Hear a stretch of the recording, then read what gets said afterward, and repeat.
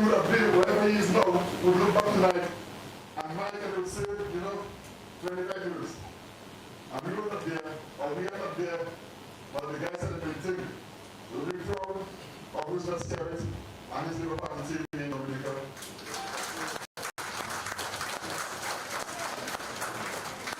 Just as we'll be proud of Comrade Ralph.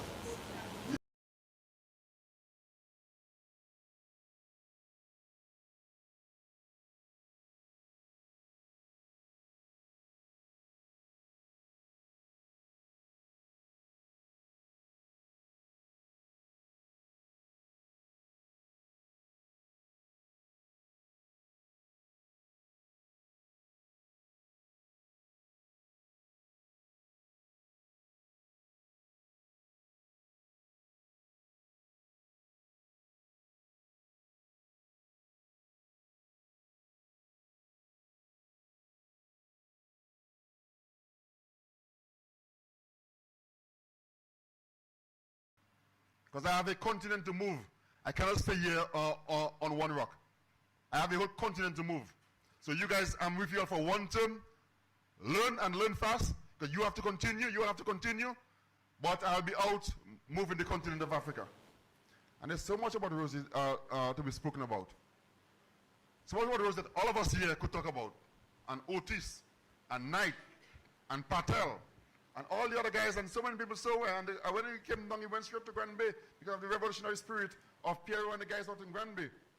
You can't talk about Rosie and don't talk about the rebellion in Paybush. He would come and just go home and sleep with she and her husband. And don't reach out his home.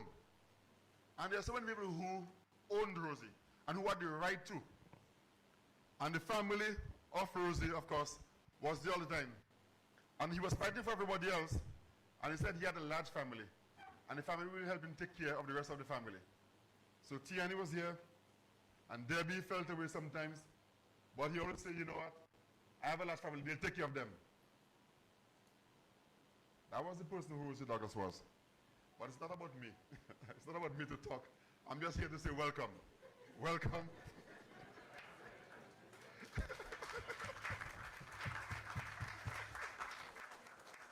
You put on that mic to me and you mentioned the name Rosie and I cannot stop. So I want to say welcome to one and welcome to all. And special welcome to Prime Minister Gonzalez, a friend and brother of Rosie Douglas. And at this point in time, I welcome to the podium the son of Rosie, Tiani Douglas, represent the family, to give a few words and brief remarks on Rosie Douglas.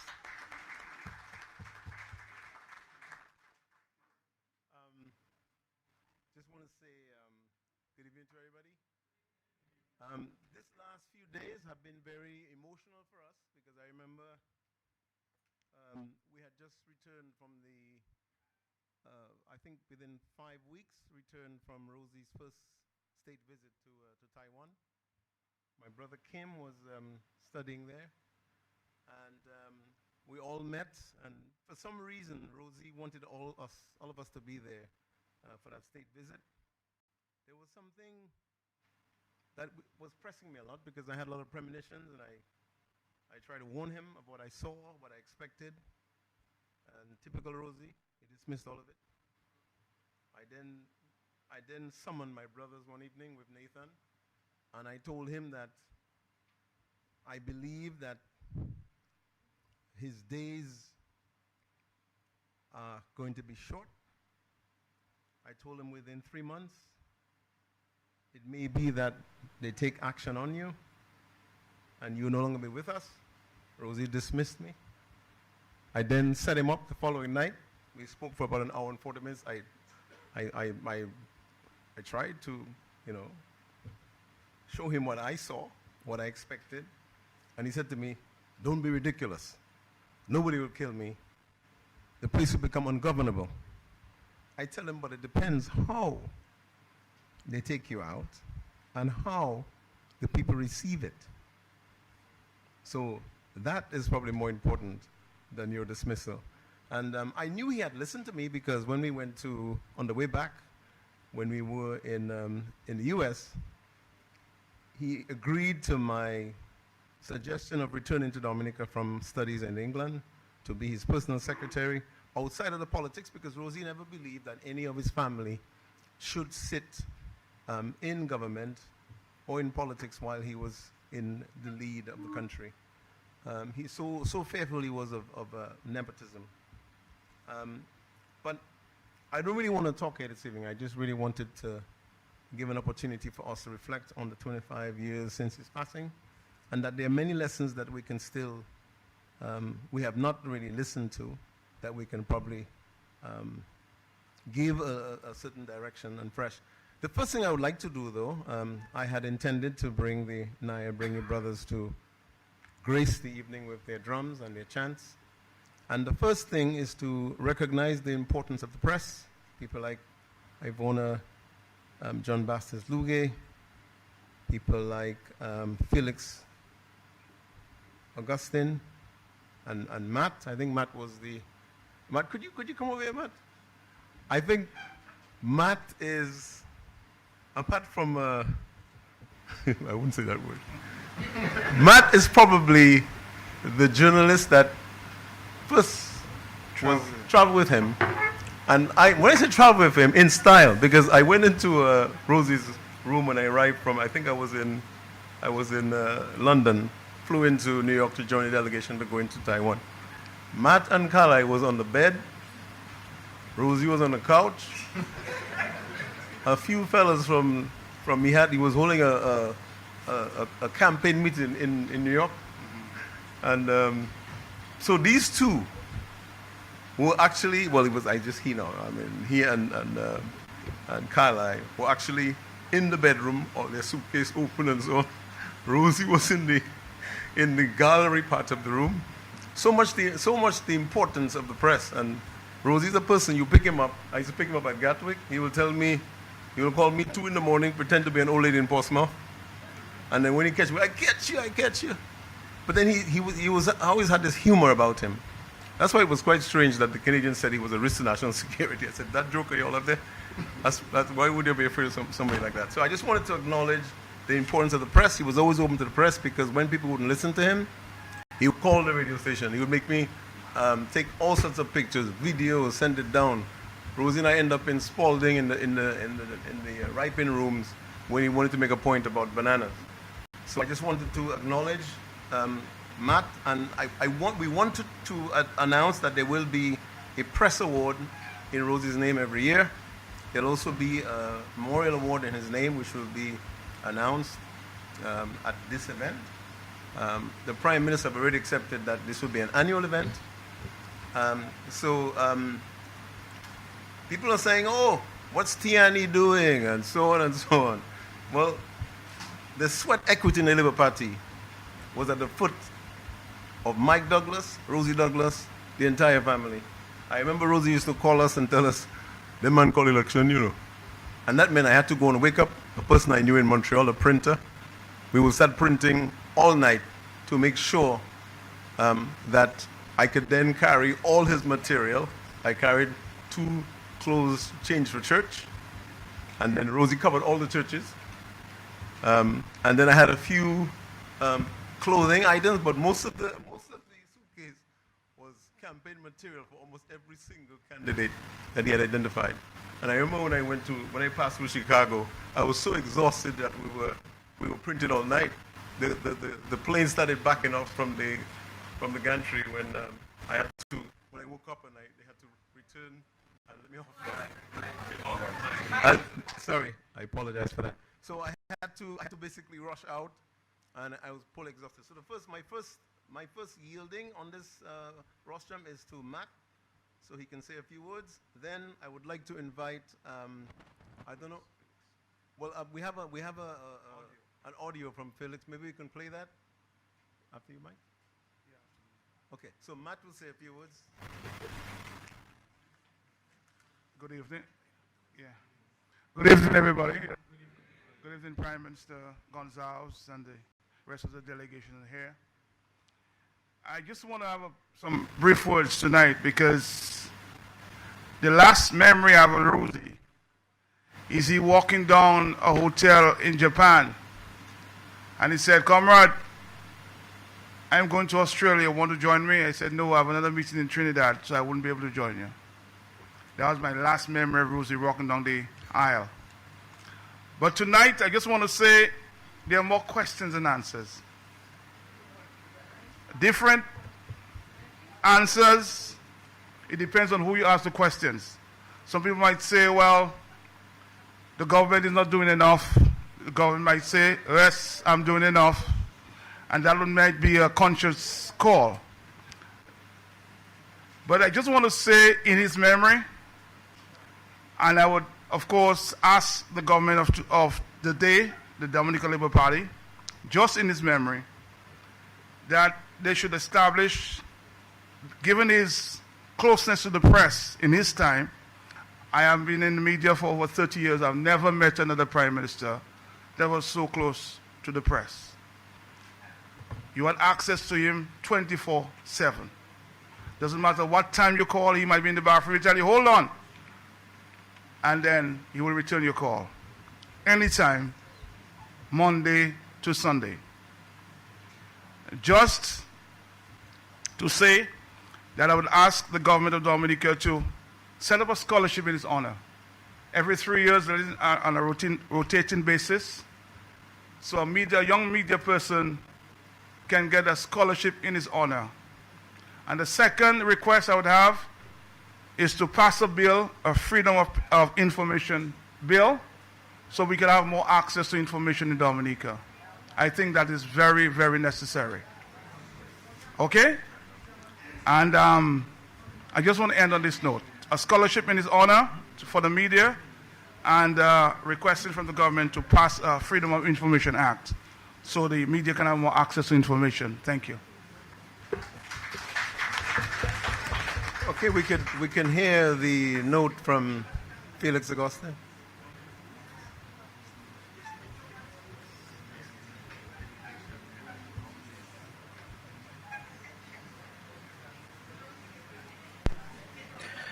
A very pleasant good evening to everyone. I must start by paying my respect to the family of the late Prime Minister. I can't imagine that the passing of such an illustrious son of the soil gets any easier for you. I was particularly heartened to hear that efforts was being made to recognize the late Prime Minister, someone who became a friend, and as such, I jumped at the opportunity to say a few words in his memory. As we mark the 25th anniversary of the passing of the late Prime Minister Rosie Douglas, we pause not only to remember the man, but to reflect on the enduring impact of his vision, his leadership, and his love for the people of Dominica. For me, this remembrance is deeply personal. I had the privilege of working closely with Mr. Douglas as his press representative attached to the Government Information Service. In that role, I accompanied him across the globe, meeting Dominicans in faraway cities, engaging with leaders and thinkers, and witnessing firsthand his tireless passion for Dominica's place in the world. Our visits to various parts of the United States, the Virgin Islands, various Caribbean countries, the French Islands, and Europe are pieces of a dream that me as a young reporter will cherish for as long as my memory remains. Mr. Douglas was more than a politician. He was a dreamer and a doer, a man whose vision for Dominica extended far beyond our shores. He believed wholeheartedly that Dominica's greatest strength lay in its people, those who lived here and those who had built lives abroad. He often said that every Dominican, whether in Roseau or New York, Portsmouth or London, had a role to play in shaping the destiny of our island. Our travel took us to many places, to community halls filled with Dominican pride, to boardrooms where he made the case for investment, and to gatherings where he inspired hope among our people overseas.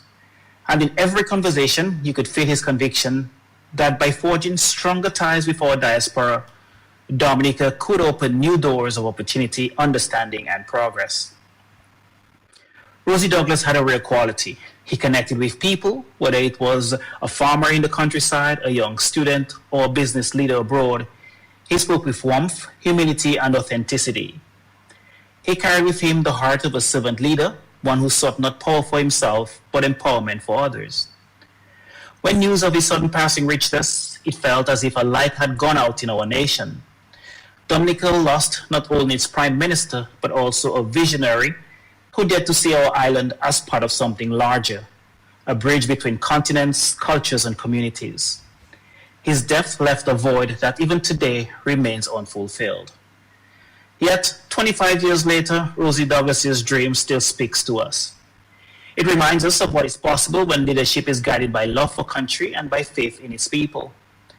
It challenges us to continue building those bridges, to reach out to our Dominican brothers and sisters abroad, to invite them home not only in body, but in purpose and a partnership. As we remember him today, let us do so with gratitude for his service, his courage, and his unwavering belief that Dominica's best days were still ahead. And let us honor his legacy not merely with words, but through action, by continuing the work he began, the work of unity, inclusion, and nation building. 25 years have passed, but his voice, his energy, and his dream for Dominica still echo among us. May we keep that dream alive. I thank you. Thank you for that. I received that message and I listened to it as he sent it to me. Could you hear me? No, you can't hear me? Okay, fine.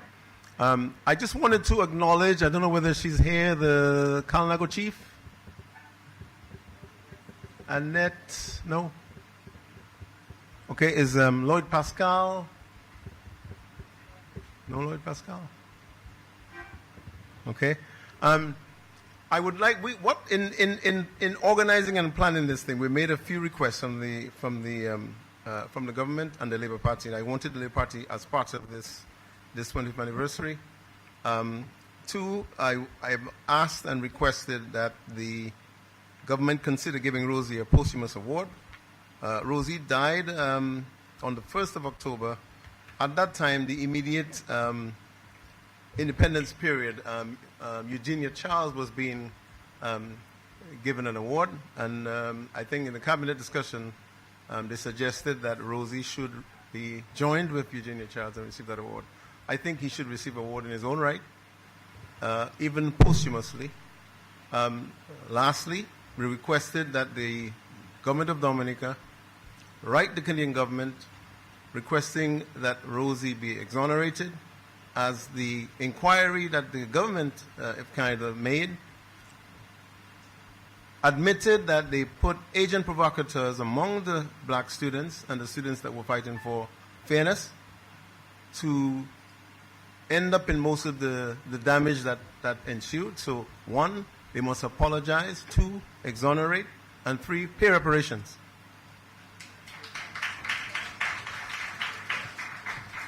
We should demand that from the Canadian government, and we should ask.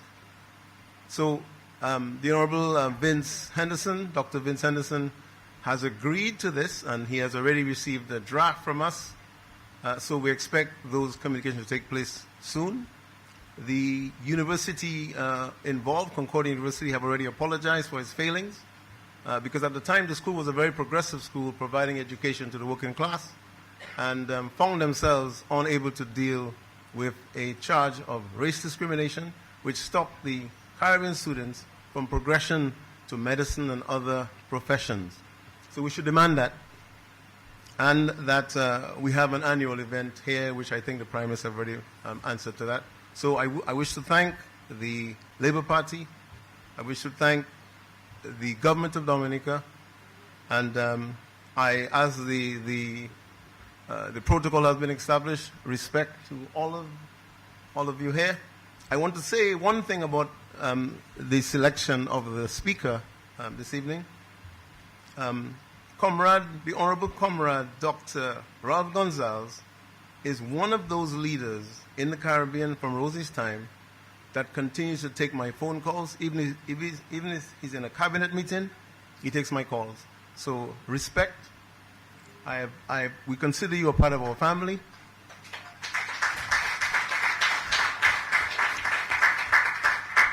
And thanks for being who you are and continue to be who you are. A friend, a brother, a comrade. So we say that. So I think our next person on the list is the acting Prime Minister, who will make some remarks. That's the next person. Thank you.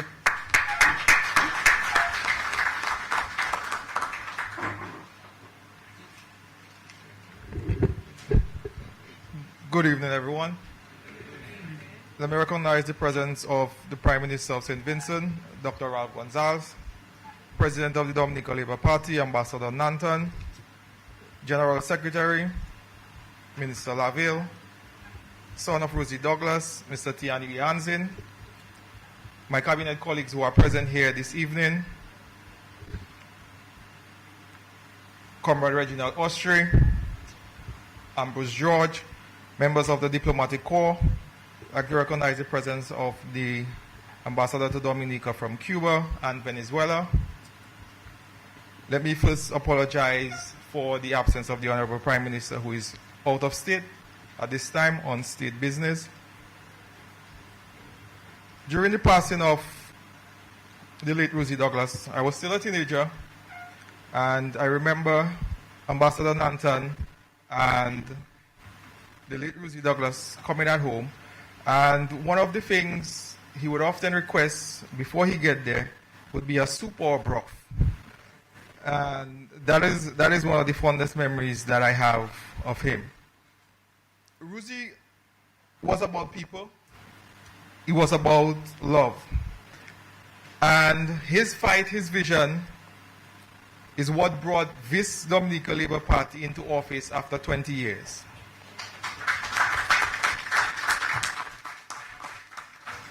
"25 years later, we are standing on a foundation that he built. And I believe that every Labourite can be proud of the work that we have continued 25 years later.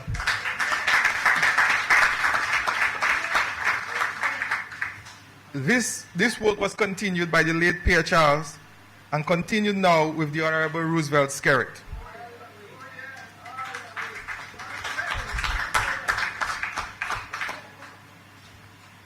It is often said that this Dominica Labour Party, this Labour Party cabinet, this new cabinet has shifted from the vision of the late Rosie Douglas.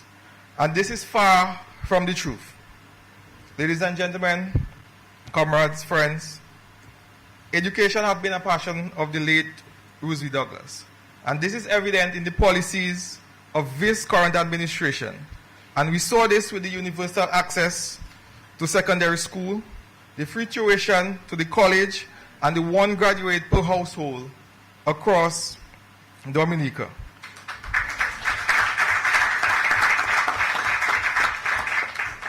We all know that the late Rosie Douglas was passionate about housing. And at this time, I must recognize the efforts of Comrade Reggie Austri for the work that he has done in housing.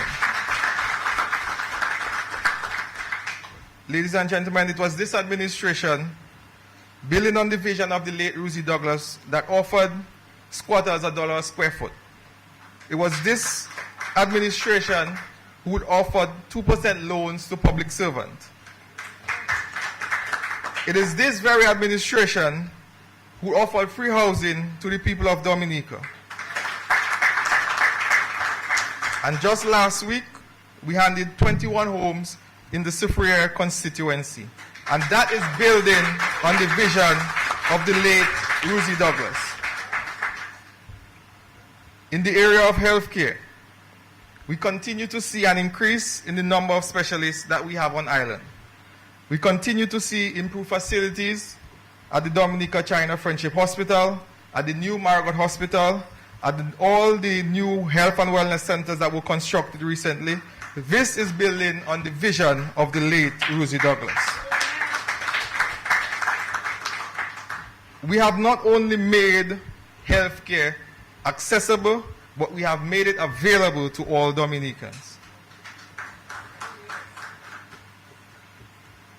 Ladies and gentlemen, comrades, friends, Prime Minister Skerritt continues to build on the vision of the late Rosie Douglas. He continues to make himself not only available to the press, but available to the people of Dominica. And ladies and gentlemen, most of you would remember that when he became Prime Minister, the Honorable Roosevelt Skerritt that is, and he opened his doors to every Dominican, it was described as a red clinic by some. And ladies and gentlemen, he opening his doors and the doors of the office of the Prime Minister to the people of Dominica is building on the vision of the late Rosie Douglas.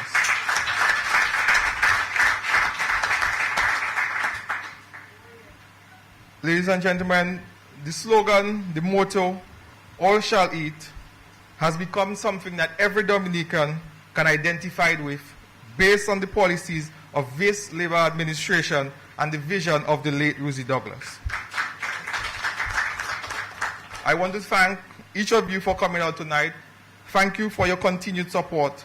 Thank you for continuing to believe not only in the vision of Rosie Douglas, but in the vision that the Roosevelt Spirit continues to build on.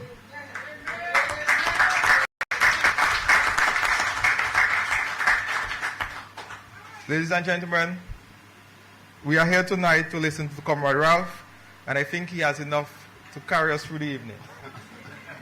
So thank you all for coming, and do have a pleasant evening.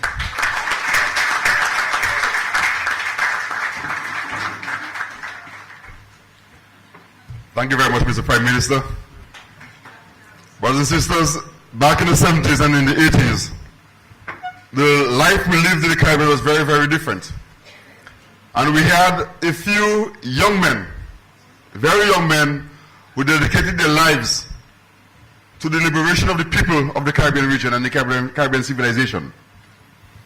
Some of them were called Musketeers, some of them were called Mohicans, but they worked together, north and south, east and west, deported that place, blacklist that place, no visa to travel here and there, but they stuck together as soldiers, as brothers, as friends. And when the funds was not enough, they carpooled in a room and slept on the same bed. But they were all very bright, all very passionate, all with all big hearts. The vision for the people of the Caribbean civilization.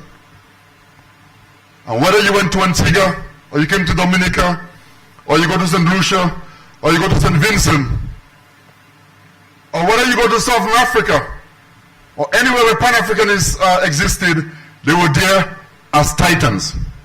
Brothers and sisters, I don't want to say too much tonight, because the next speaker is someone who has been around for a few decades.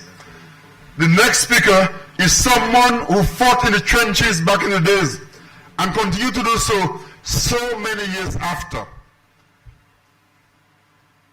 And with Rosie, and with Tim, and with George, those fellas, they fought and they fought a good fight, but they were always full of humor.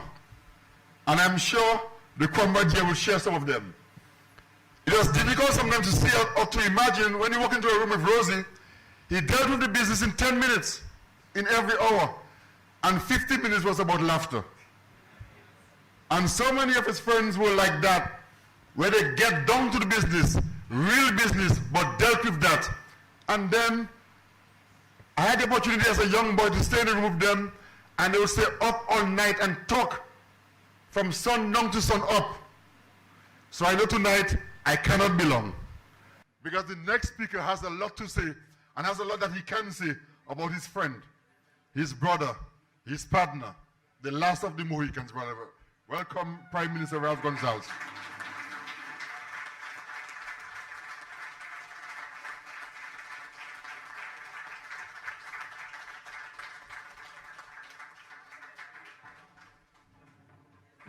Mr. Chairman, my dear comrade, the Honorable Deputy Prime Minister and members of Cabinet and Parliament and party activists, those who former parliamentarians, Your Excellencies, members of the family and the media, I'm very happy to be here this evening. As you know, not too long from now,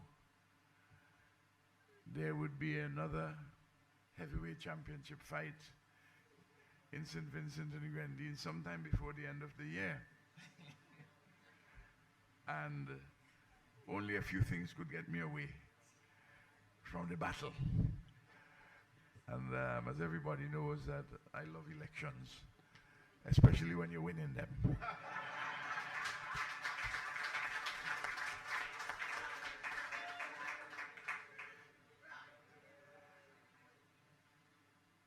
I have a long paper written because I wanted to structure my own thoughts about Rosie. But I wouldn't read the paper. I will speak from the head and from the heart. No, he was my dear friend and comrade. I loved him very much. And that love was returned.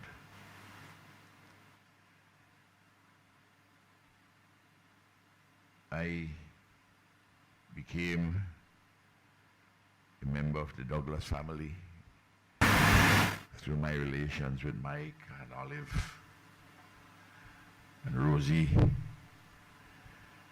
and of course Sister Pat, who worked in St. Vincent and the Grenadines as a member of the Clooney Sisters, St. Joseph of Clooney. And of course, the younger generation. And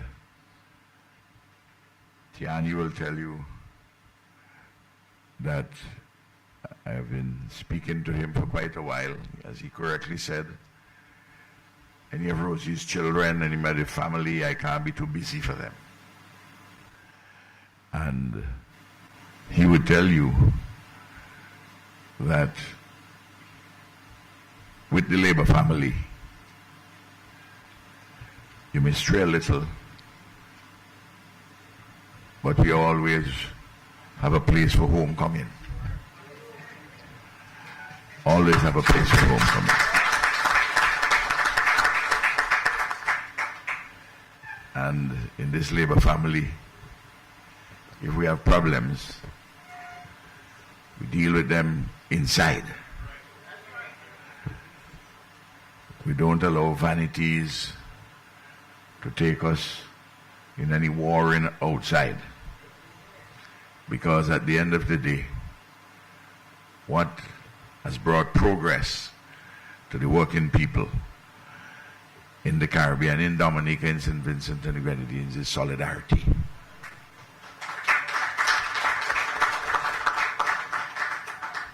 We must never forget that.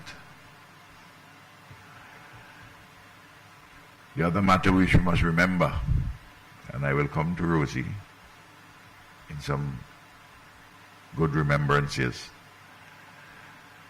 We have a number of persons whom we educate. The working people have made tremendous sacrifices for them. And many of them think that they are bright. And they are indeed bright.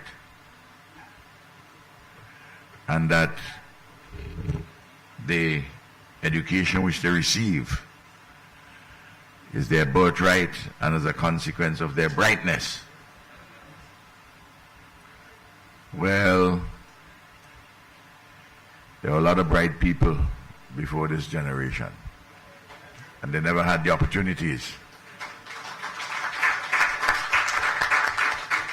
And the opportunities are created through solidarity.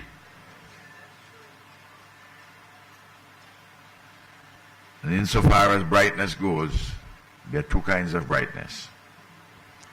Brightness which illuminates and a brightness which blinds.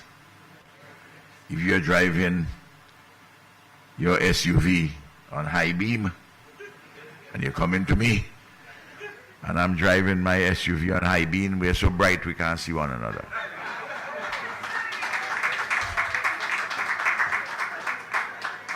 We only have brightness in solidarity with one another. The Right Excellent Marcus Mosiah Garvey, National Hero of Jamaica, and arguably the most significant political leader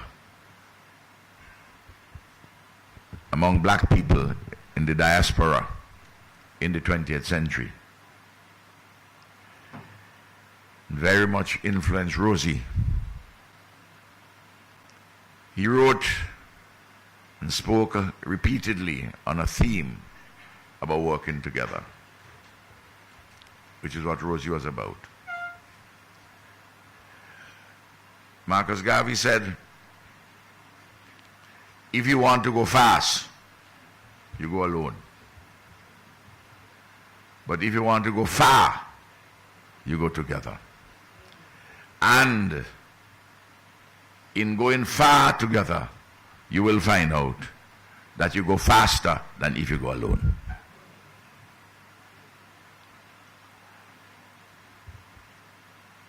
In the 1930s, in the anti-colonial uprisings,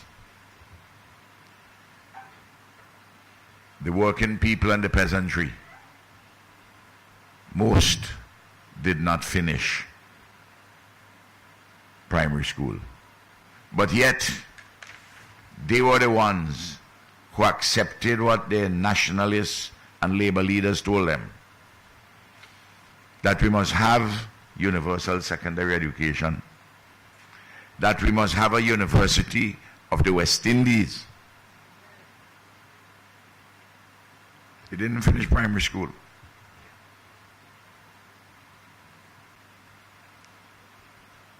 And it is that pressure through the social democratic revolution, which had its beginnings in the 1930s,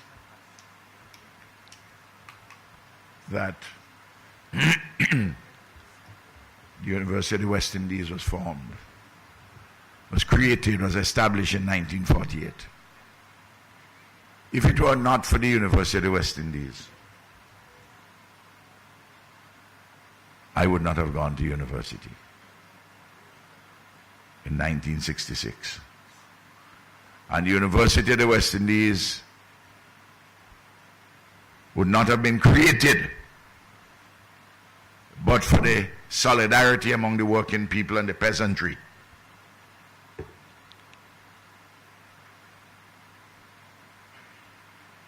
So my life, Rosie's, our lives made and molded in solidarity.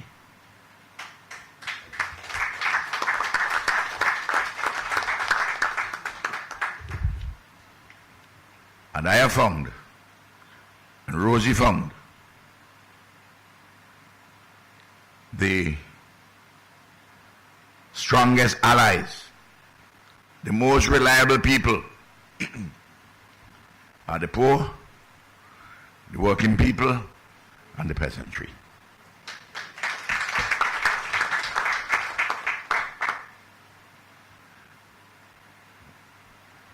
And in order to know how the whole thing runs,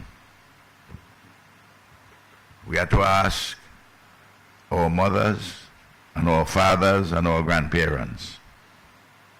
But we also have to ask our daughters and our sons.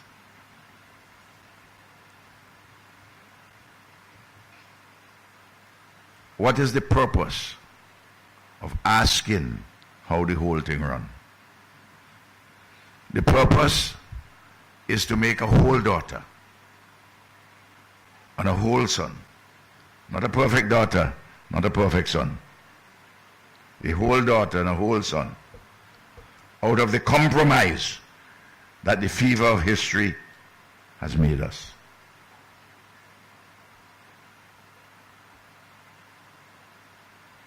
And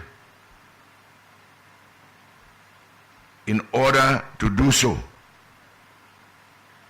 we have to come home to ourselves. And in coming home to ourselves, we must have the realization that though we are not better than anybody else, nobody is better than us.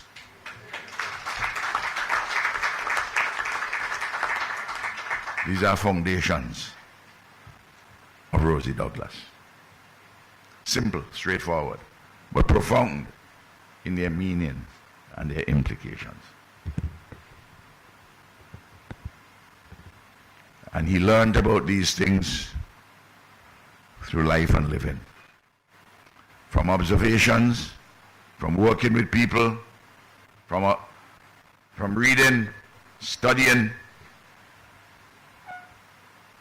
and building organizations. We can talk about Rosie in 5 different phases. Growing up in Dominica from the time of his birth in 1941 until he left here in 1960-61.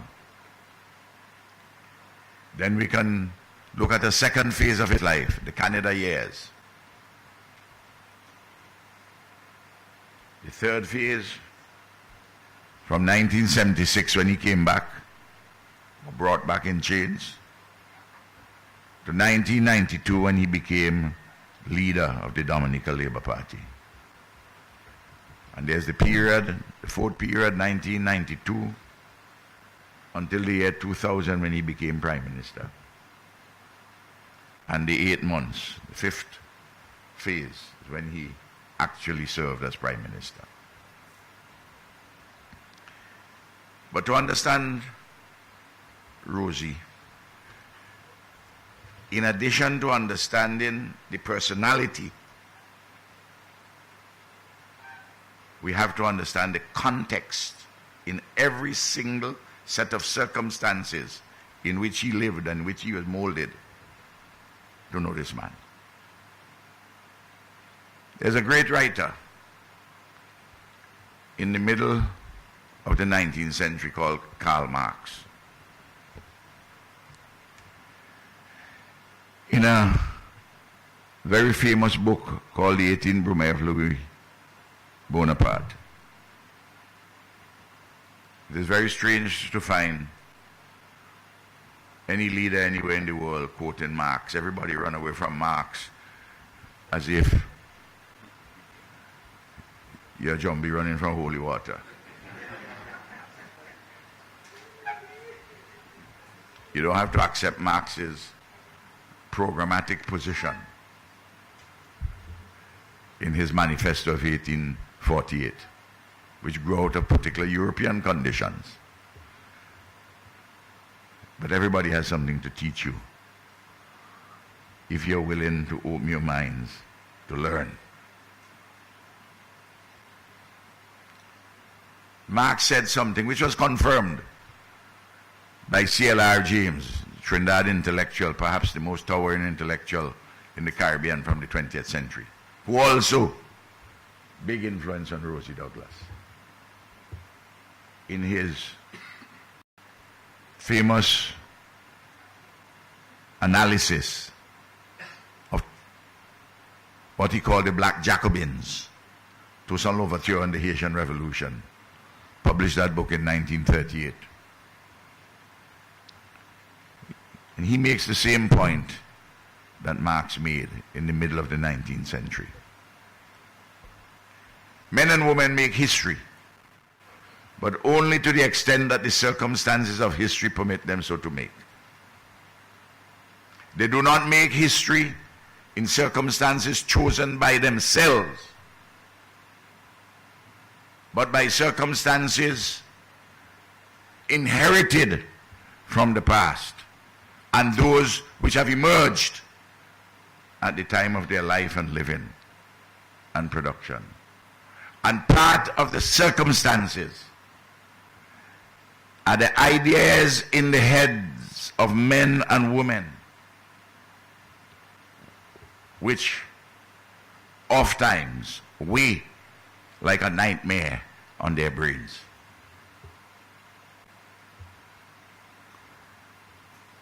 You can't judge Rosie outside of his context and outside of his times. You can't judge Skerritt outside of the context of his times. Real life, living and production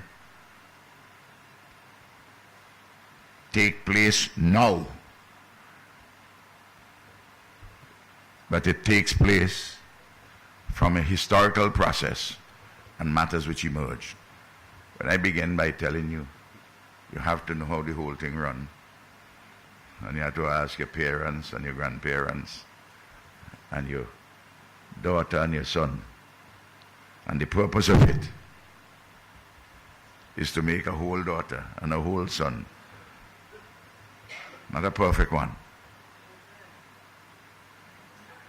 Out of the compromise that history has made all of us.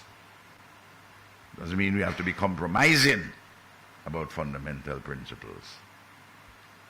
So,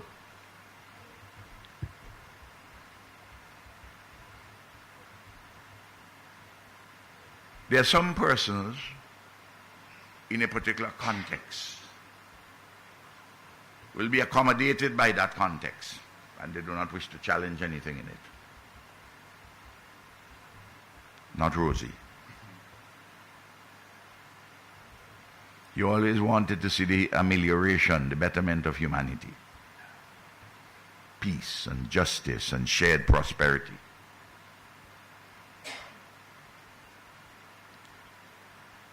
And to live the life that he has lived,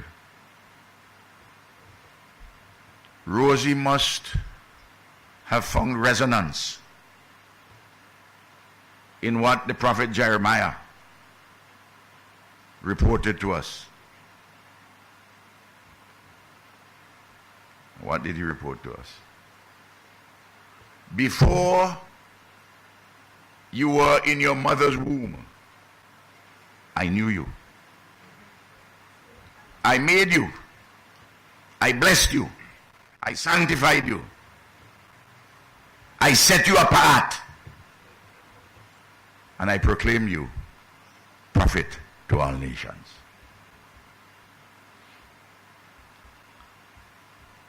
He had a sense of mission. God make some people for certain times.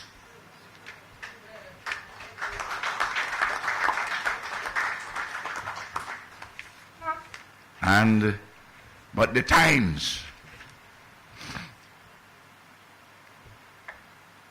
in which you live oftentimes constrain you while you push against what you do not like.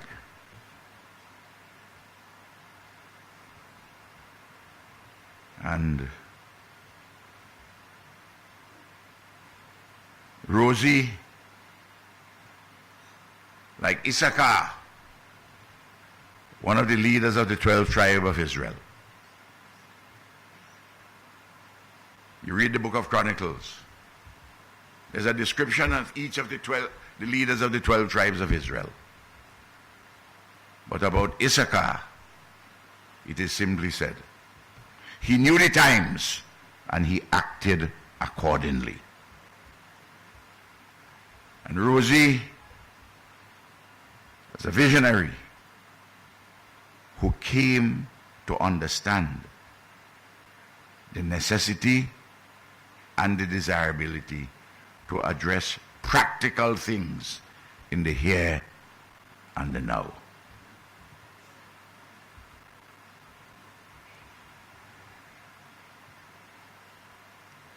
I am of the view that if Rosie was born in Roseau,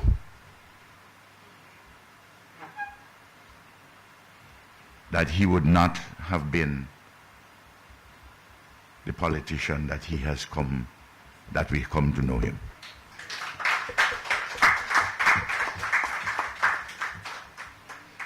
The sturdy rural values shaped him. The community spirit, the people-centeredness of his life and living, the instinctive love which the workers on his father's plantation showed to him and he showed to them. Yet at the same time understanding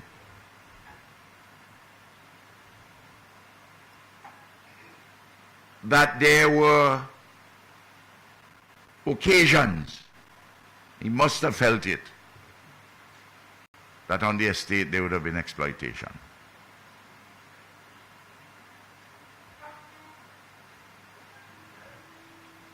He himself rebelled against part of that. I don't think that RB would have approved of that, but you'd have understood. Because despite their differences, and of course their subsequent reconciliation, they loved each other. And Rosie learned what a strong person must be like from his father.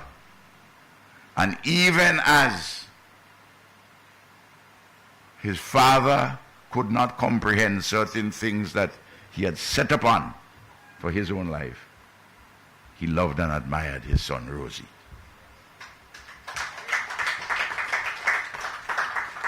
Life possesses multiple interconnected contradictions.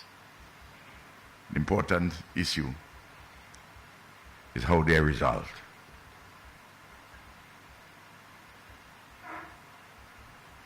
Now, I think the second matter for Rosie, apart from the issue of that community spiritedness and that connectedness with people living and working for one another. And I understand it very well too, because I'm a boy from the country. And I knew that if I were born in Kingston, the capital city, I would not have been the person I am. Not saying anything against the rural life. I mean the urban life. No. I'm talking about how you're molded for particular purposes. And Rosie also loved nature. You have to if you grow up in the country. The rivers, the seas, the mountains, the flora and the fauna, plants, the animals. And you feel a connectedness that while you eat from them and have an interaction with them, with nature, you're required to protect it and preserve it for the next generation. These are lessons. We're all here from Portsmouth. Put up your hand, let me see you. All right. And as the Rastaman say, Jehovah's what I'm talking about. Anybody here from Tatan? What about Pebush?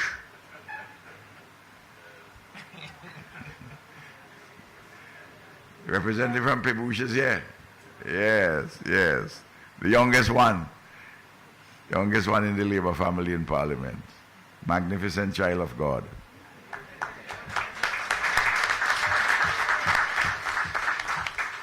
Now,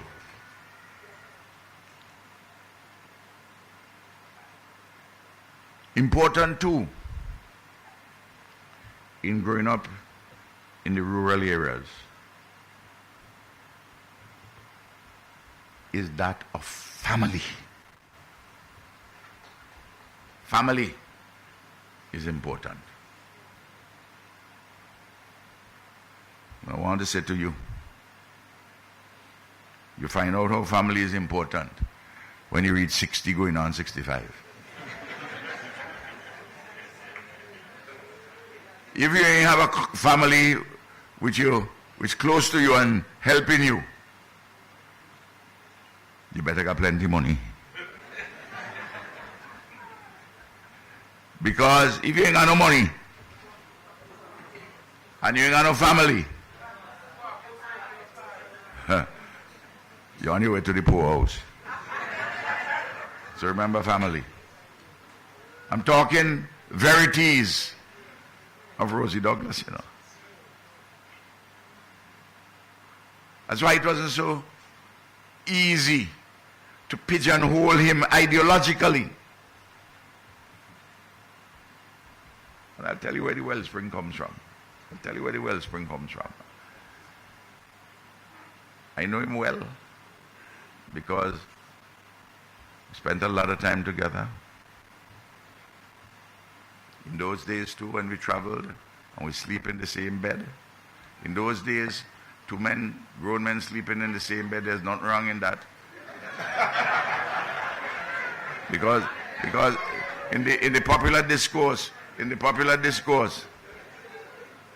be gay was to be happy. It has a different meaning now.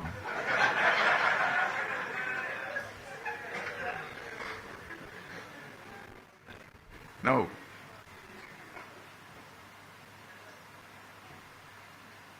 And the importance instilled, well, throughout all the communities, urban and rural, the importance of education. And that is why Labour parties, one of the reasons why Labour parties attracted such tremendous support. You know, in the early days, in every one of these countries, when the Labour leaders went to Parliament and talked about universal primary education, the planters and the commercial elite in the parliaments, you know what they said? If you educate everybody, who will work the land? Huh? Without understanding that you just don't need strength to work land. You need brains to work land too, like any other activity. And the small farmers know that. Because they learn it from their experiences and from the Hebrew people. And in learning with your work attitudes, good work attitudes, you know he who watcheth the wind will not reap. He who gazeth at the rain will never sow. You try one thing in the morning, and if it ain't work, you try another thing in the evening, because you never sure which one will work. These are things which farmers learn in the rural areas, which we learn and we know about instinctively. And we also know that we have to be learning more and more things in order to improve our lives and living.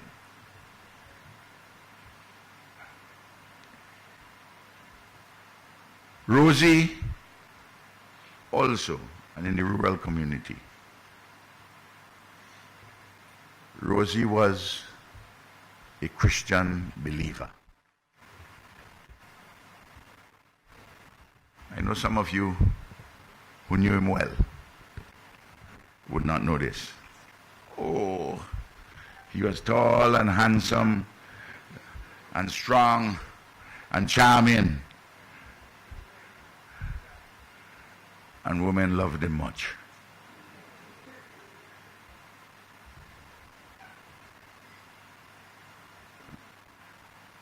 But that never took him away from fundamental Christian beliefs. You know, I'll tell you something, and the Cuban ambassador is here, and I'll make the comparison.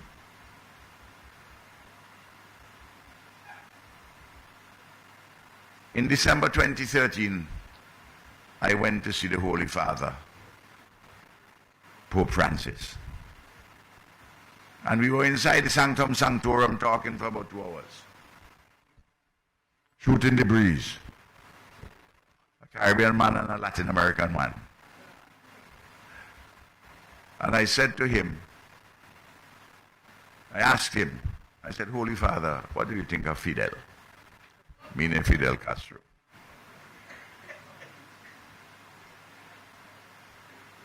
As those who know the Latin Americans, You ask them a question which they've been pondering, and they have come to a conclusion. They look at you, they squint, they move their hand over the face. This is what the Holy Father did now. Put it under his chin. Look up and down. To answer me here. And then pointed his finger at me. He said, I consider Fidel to be a believer. And he proceeded to give me chapter and verse as to why he thought that Fidel was a believer.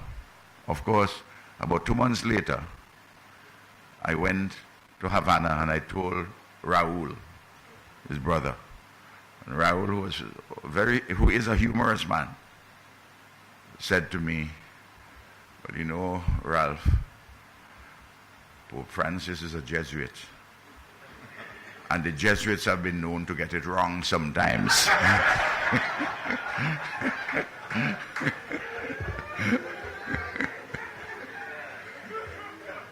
But I believe Pope Francis and not Raul in this. And Raul gave me, from his experience with a Jesuit principal of his school, why he got it, some things wrong, but you look at Rosie's life, you look at his work. There was a steadfastness to certain propositions, which you find in chapter 25 of the book of Matthew. I know you all came here tonight not expecting some of this, what I'm talking about. I knew him well. And I knew his innermost thoughts. I knew him and talked to him in the dead of night, when nobody is around, in solitude. And he will bare his soul to me, and I to him, as two comrades who love each other, and who in this struggle, through life and through death,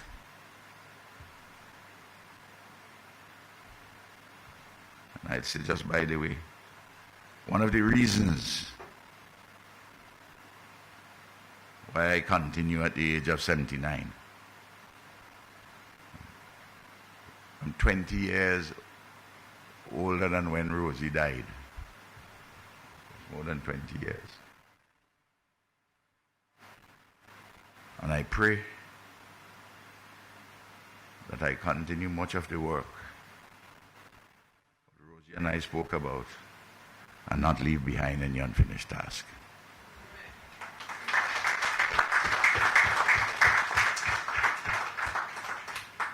I know the press don't usually hear politicians talk like how I'm talking tonight.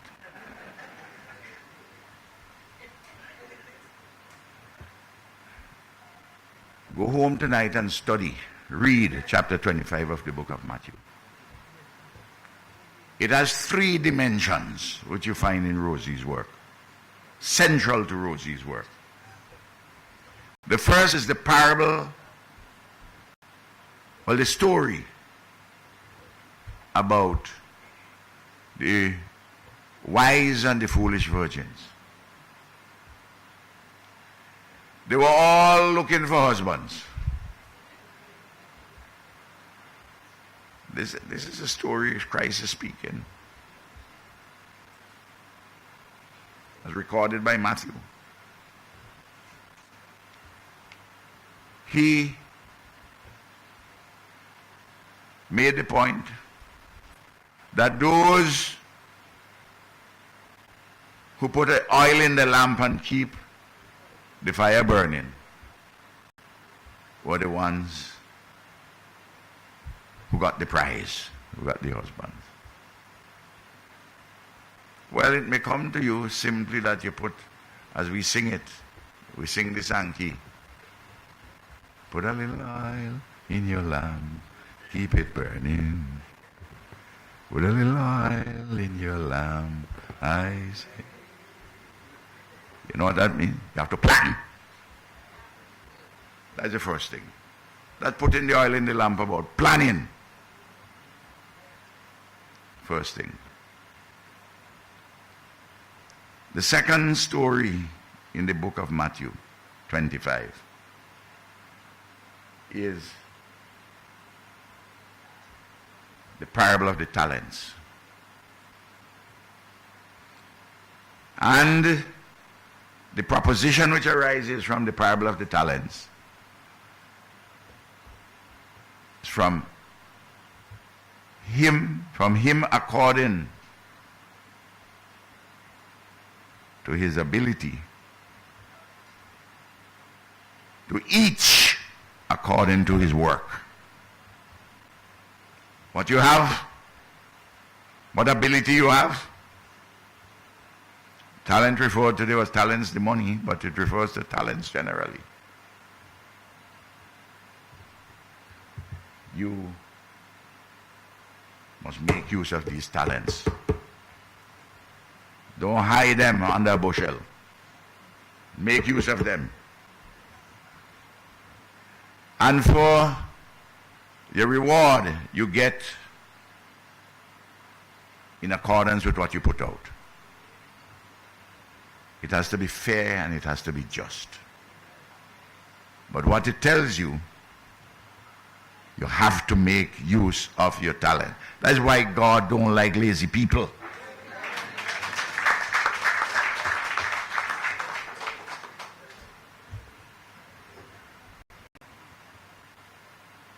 These things are fundamental, you know. If you have them in you, through the changing scenes of life, through all the vicissitudes of life, they stay with you. And when you don't get the fair and just reward,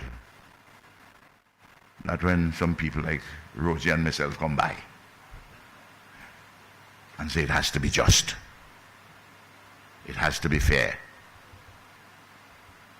And the third proposition in the book of Matthew is a story about separating the sheep from the goats. This is the one now about caring. To keep, if your brother is hungry, you have to help to provide something. Thirsty, if your son is in prison, you go and visit. The person's sick, you have to try and help.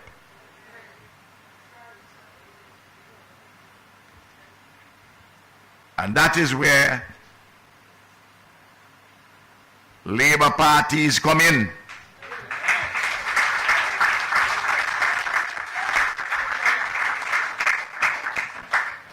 But remember, you have to plan, and you have abilities. You have to use them. You have to work, because you ain't got nothing to share for the poor unless we produce or we work in solidarity with others external to us, our friends and allies, to help us.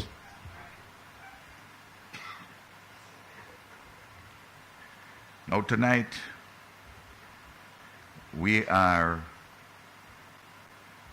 remembering Rosie in the best possible way. You know, the ancient Greek historian Thucydides, in a very fascinating book called the Peloponnesian Wars, in which he recounted a funeral oration of Pericles. The point was that when the young Greeks came back from war, to be sure, it was a requisite that they be memorialized in marble and in stone. And we have to give Rosie his due in that. But the most important memorial is in the hearts and minds of a grateful people, which we pass on from generation to generation. Most important. Rosie went to primary school in Portsmouth and dealing with first phase. And he came to town, Roseau. He went to St. Joseph Academy. He went to grammar school. He played cricket. They gave him a good basic colonial education. But he rebelled about the limitations of that colonial education. And as he growing up, he loved fishing and hunting, and he loved cricket. And he had some modest skills in it. And he always loved cricket, which is important to remember in the totality of the human being.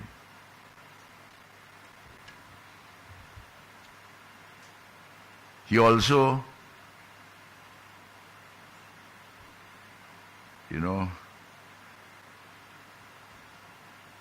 remember, we are all men and women, real flesh and blood people. And we have strengths and possibilities and weaknesses and limitations. Don't never ever forget that. And he had to have his fun too. And cricket, he loved his cricket. And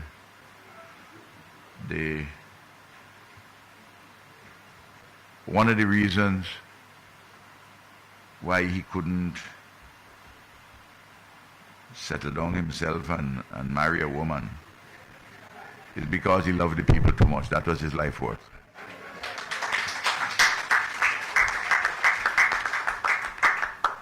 He loved the people, not in the general, but in the particular.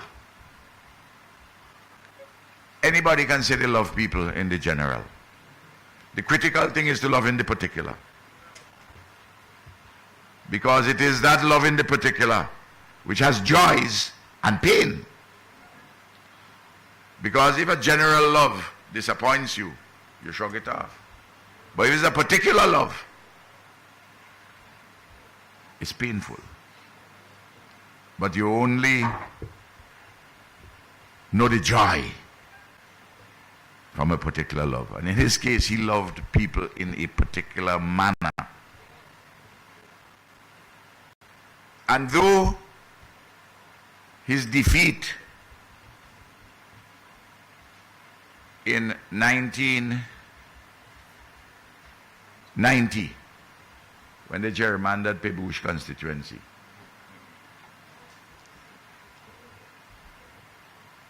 he nevertheless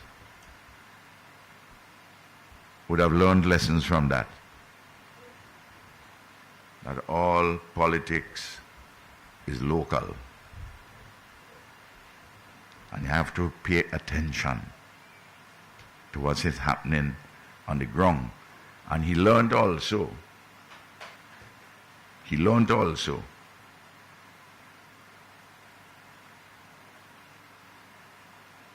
the pain of defeat. Unless you have victory and defeat, you don't know what this thing is about. It makes you stronger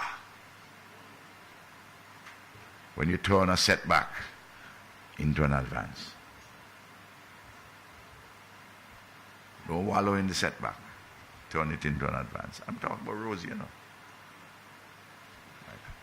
and his life. Rosie, we know the story that is well told, and Rosie told me about it too, how he left. He wanted to go and study agriculture. His father told me he had ambitions for him to help to run Hampstead And Rosie also, in his youthful zest and love nature, wanted to do that too. He didn't know yet fully what the calling was ahead for him. And he wanted to go to study agriculture, which he went and did. And we know the story about how he had problems getting the student visa. He got on to John Diefenbaker, the Prime Minister. Can you imagine that? Remember, in those days, we didn't have this, you know. You had these old phones, so you had to crank up. To get from Dominica to Canada to talk to somebody is a hell of a thing. To talk to the Prime Minister. It's an extraordinary story, you know. Absolutely extraordinary. And of course, we know he went there, he did agriculture. And because the progressive conservatives were in power and Diefenbaker was a progressive conservative, Rosie got linked up with the young conservatives. And he got to know a lot of people. In fact, at that time when Rosie was there with the young conservatives, most Caribbean people were looking at Pierre Trudeau, who was the rising star in the Liberal Party in Canada, and who subsequently became Prime Minister. But Rosie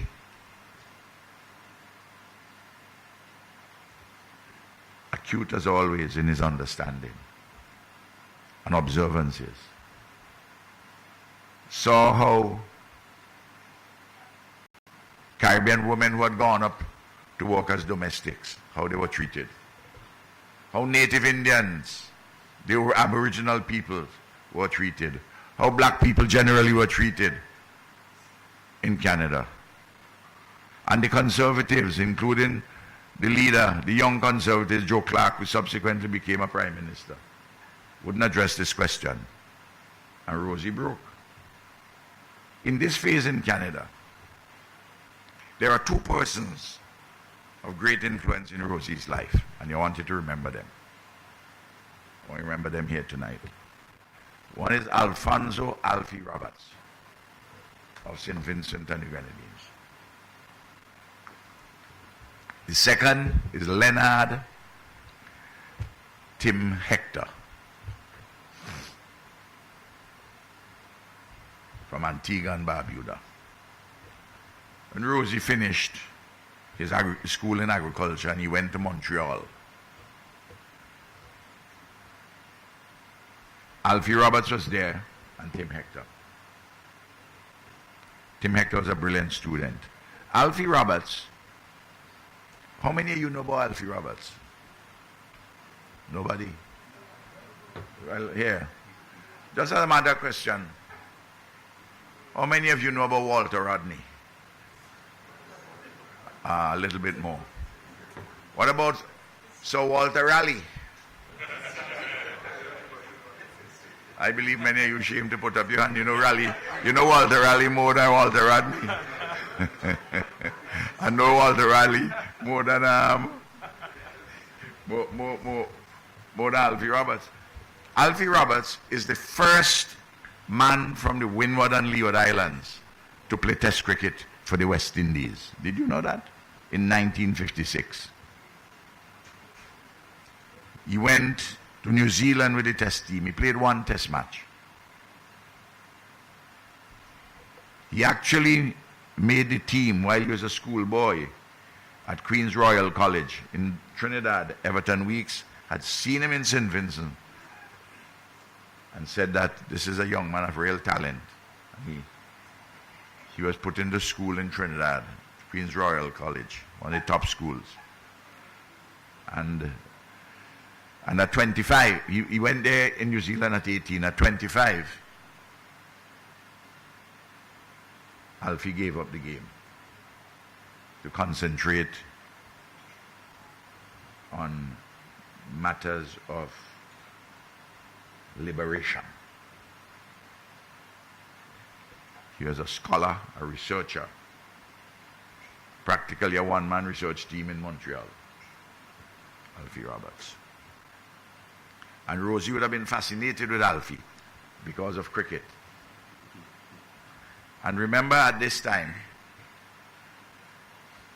there is the civil rights movement in the United States with Martin Luther King and the more radical positions on civil rights by Malcolm X and by Stokely Carmichael. And Rosie got to know Martin Luther King and Stokely Carmichael, who was originally from Trinidad.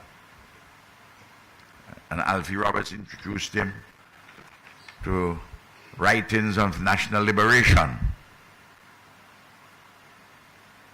And it is in that phase in Rosie's life that he became a Pan-Africanist. And he became a revolutionary Democrat, socialist oriented. He told me the first time he read The Wretched of the Earth by Frantz Fanon, he felt the scales falling off his eyes. Began to see the world more clearly. Fanon was a psychiatrist. He studied a black man from Martinique who studied in Paris and then went to Algeria to practice his profession and became a member of the liberation movement in Algeria, fighting for independence against the French. So Rosie got steeped in Pan-Africanism, anti-colonialism, anti-imperialism, and these never left him. Never left him. Whatever adjustments he had to make in Dominica to take account of the peculiar nature of Dominican society and the economy,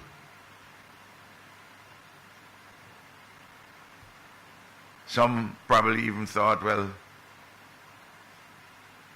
he was going soft on certain things. No. Sometimes you have to stoop to conquer. A lot of people don't know that. A lot of people are not mature enough to understand that. But he always kept his eyes on the ball. You see, your highest mountain peak in Dominica is what? Huh? Monte Aploton. Yes, they taught me that in primary school. You ever climb it in a straight line? Huh? You're going to the top, you ever climb it in a straight line? You have to take zigs and you have to take zags. The important thing when you take a zig or a zag is not to go in a cul-de-sac, in a dead end. When you make a zig and a zag, you must be going to the mountain top. And if you can't move something, you walk around it. This is what mature life and living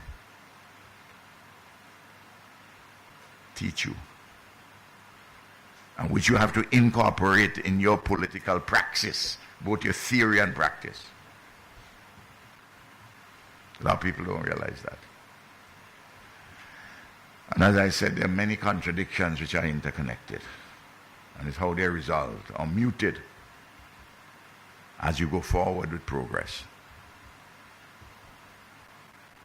It took a while for some to understand Rosie. Don't worry about that. That's part of the testing. No.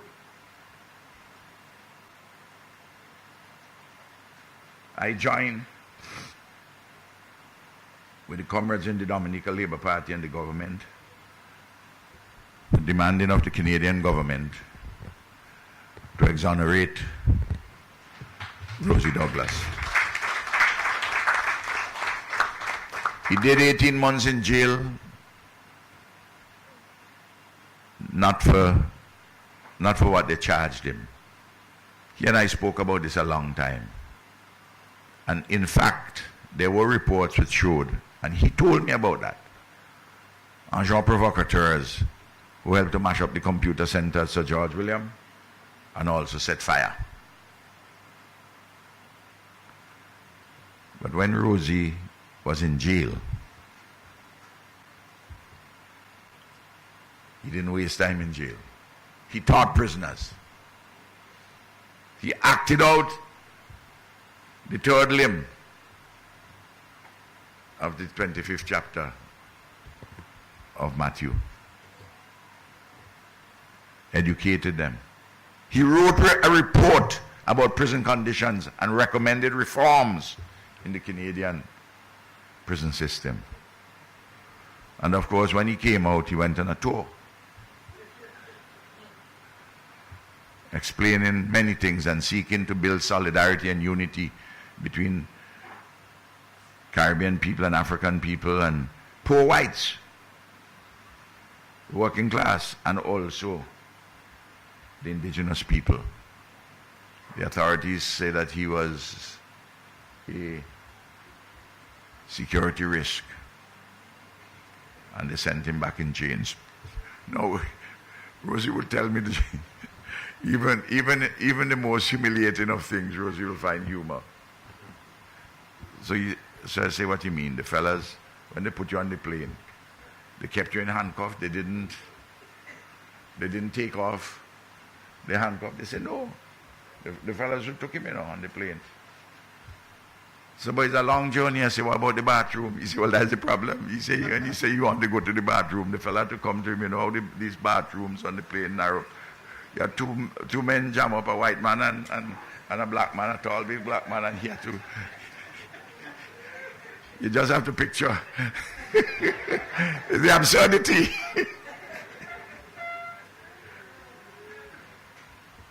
When he came back, he met a Dominica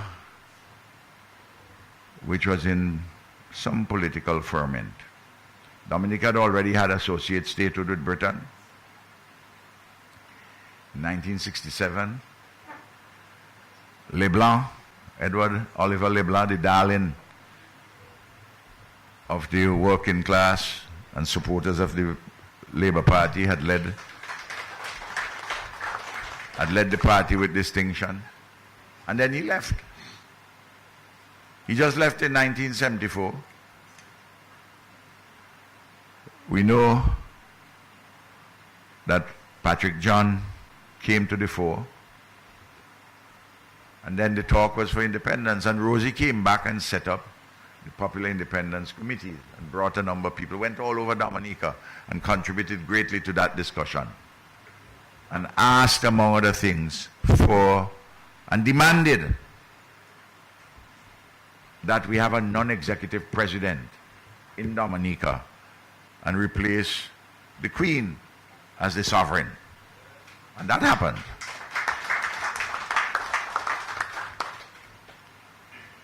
Nobody had anything against Elizabeth, but really, how can a queen in England be the Queen of Dominica? I mean, it's an absurdity, total absurdity. And Rosie was wrapped up with that ferment. And Patrick John did not lead well. And the Dominica Labour Party had internal differences, went to independence, and within a few months after 1978, the government, there's a vote of no confidence in the government. Oliver Seraphin became interim prime minister. Mike, who had won in 1975 in Portsmouth under the DLP ticket, was the deputy prime minister. He was another extraordinary one. But we ain't talking about Mike tonight, talking about Rosie. Another time I could talk about Mike. And between 1976 and 1992, Rosie was seeking to define a path on the left and to see if he can have Dominica change its orientation in politics and in the economy. And remember, then banana was king, supported by preferences. And in Rosie's lifetime, he would have seen that in 1993, the banana preferences start to diminish to the point when he arrived in office, they were almost completely extinguished. And of course, the glory days of bananas are gone because of the falling off of the preferences as Britain joined the single market in Europe.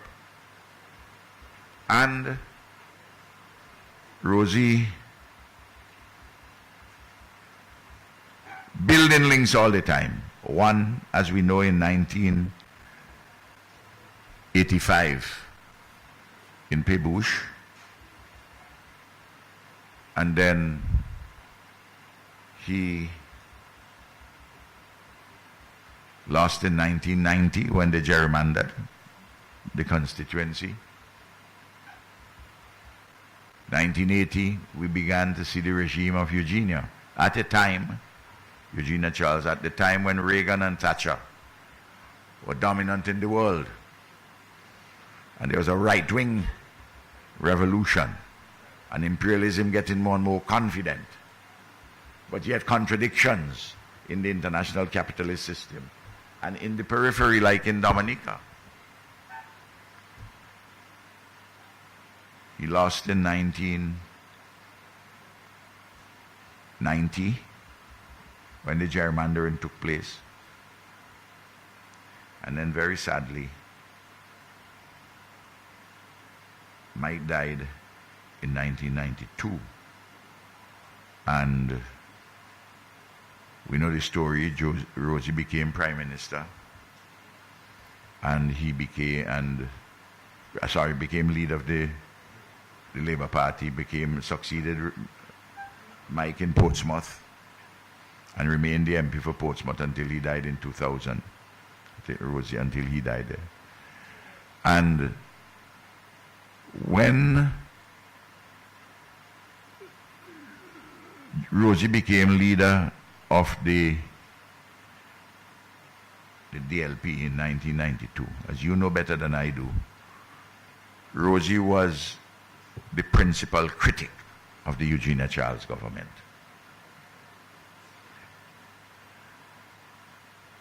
In the period after 1983, well, if you go back a little earlier, in 1979, the high water point for the progressive movement in the region. Morris Bishop becomes head of the People's Revolutionary Government in Grenada. The revolution took place, but 4 years later, internal differences. The government fell, and the revolution collapsed, and Reagan invaded with Eugenia's assistance and buried the remains of the revolution.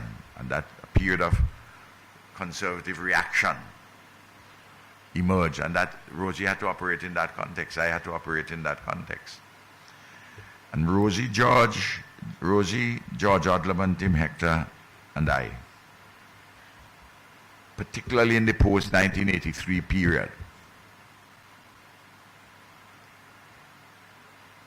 until he died, we worked very closely with one another.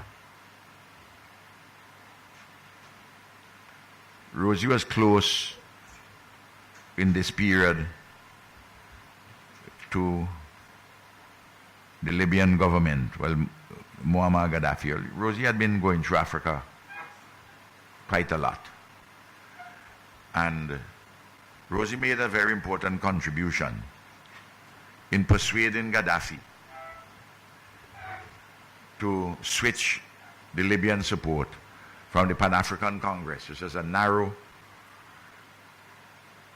political organization in South Africa, which in their constitution, only black people could have been members of the Pan-African Congress. And the African National Congress, led by Nelson Mandela, who was in jail, had a broader base and talked about involving all ethnicities in a democratic movement to build a free South Africa grounded in social democracy and socialist orientation. And Gaddafi began to support the African National Congress and assisted the African National Congress of Nelson Mandela in training persons in Libya and for providing economic support. Another Caribbean leader provided enormous support, decisive support, was Fidel Castro in sending troops to Angola to help to defend the independence of Angola, and took on the South African army at the Battle of Cuito Valley and defeated them. And it is this popular movement across the world, in which Rosie was part of, in supporting Mandela and the ANC, which eventually led to the dismantling of apartheid in South Africa.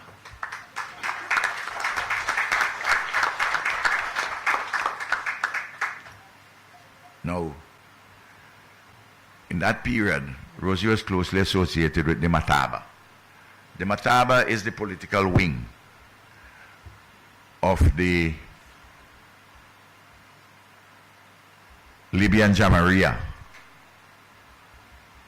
under Gaddafi, which dealt with the political dimensions of external affairs. The Ministry of Foreign Affairs dealt with the formal diplomatic stuff. So Rosie had, with the Mataba, had connections with liberation movements all over Africa and progressive forces elsewhere who were provided with support by the Libyan authorities. And he was critical in that particular period. You know, during that period, as Rosie got very popular, they were saying that he doesn't have responsibility. He's just flying all about, he's doing things, he's getting money from Libya, he's a communist. You remember all the stories? Yeah, married, you got no responsibility. I remember one night I was telling my dear sister from Pebush the story today. But I was up in Pebush with Rosie on the platform, and Rosie's addressing the question very humorously about his unmarried status. He said he don't understand how freedom is on his case, that he ain't married, he ain't got no responsibility. He said, but Eugenia older than me and she ain't married either. And they make she prime minister.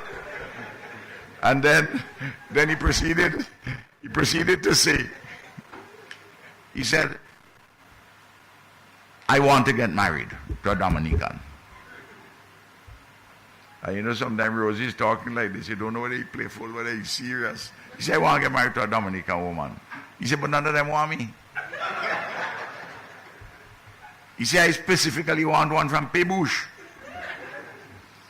And he said, I have asked, and they have agreed, Mary and Elizabeth, two women in Pebush, to choose a woman for me in Pebush and said, this is the woman you have to marry. And of course, the audience was just laughing. So when Rodi sat down back, he's sitting down next to me on the platform. I said, comrade, you serious about this thing? You put the question of holy matrimony in the hand of two women in Pebush? He said, don't bother about that, Ralph, man. He said, everybody here know Mary and Elizabeth have never agreed on anything in their life.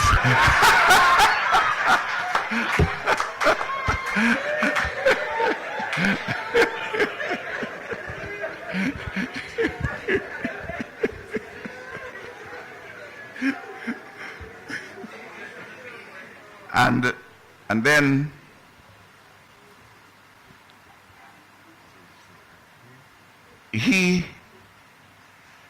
the lesson, remember I started about solidarity and we mustn't have divisions. The lesson of the period 1979 to 1992, that period with the collapse of the Patrick John government until Rosie became leader in 1992. There were all kind of different factions of the Labour Party coming and going.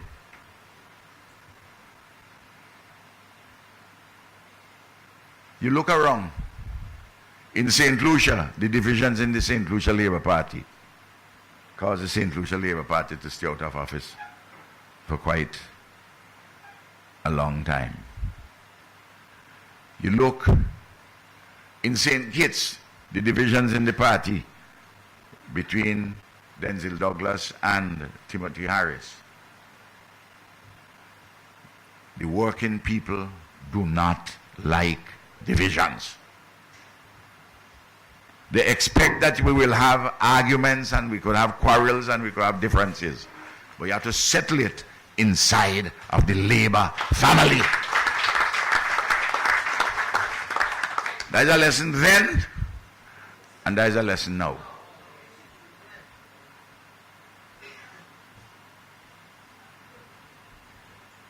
When you leave the Labour family,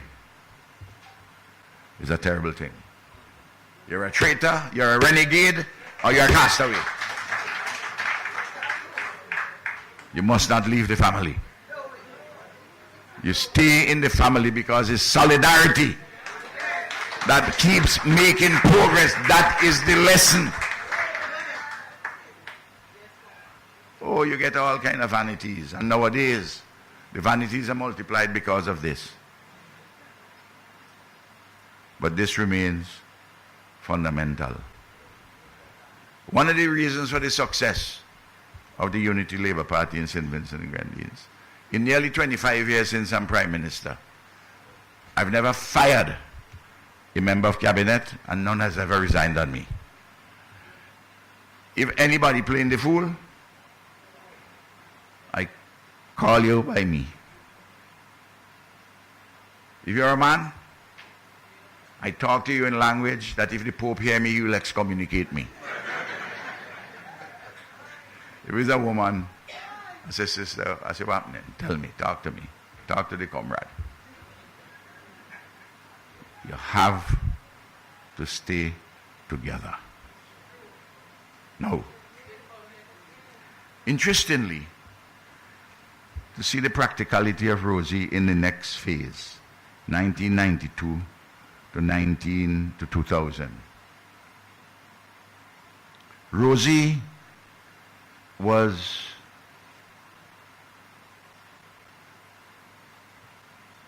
when Rosie began to look for, after Eugenia resigned in 1990 and Brian Alleyne took over, and we know that Eugenia said publicly he didn't like Brian. You know, she said that publicly. She had a preference for Carbon and somebody else. No. Rosie saw the opportunity to have good and decent people from freedom come to Labour. And particularly he looked to see the young freedomites from where he can get persons who have a progressive outlook, who are nationalists, to get them to come to Labour, because they know once you come into the bosom of Labour, the social democracy of Labour and the solidarity of Labour will help to transform them and change them for the better. Now in 2000, you remember, well, in between, with all the confusion in Labour, space was left for some other people to come, UWP.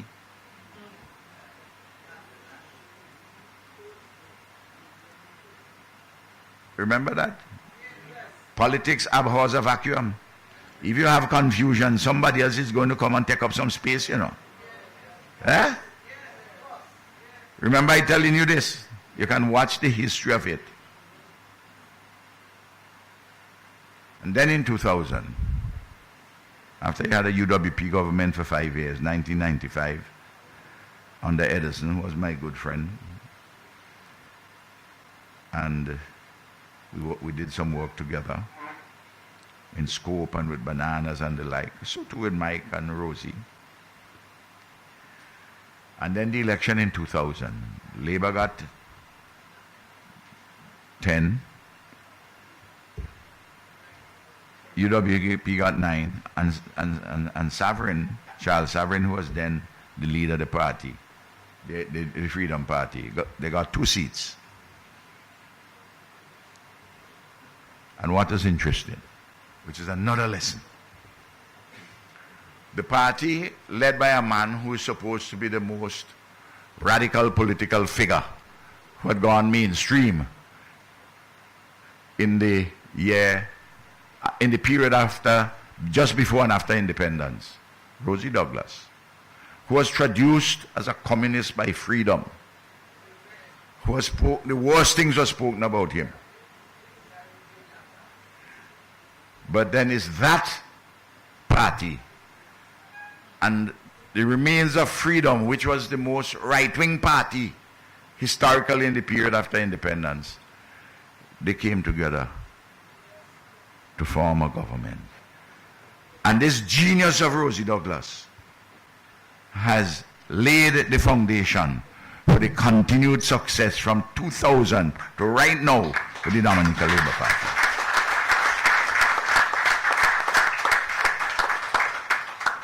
The other thing I want to say to you,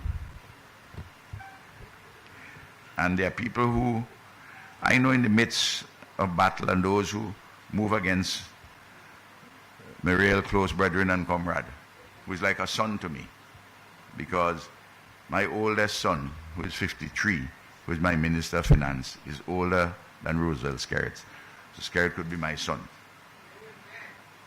So he's my comrade, but I'm like a father. And we have a wonderful relationship.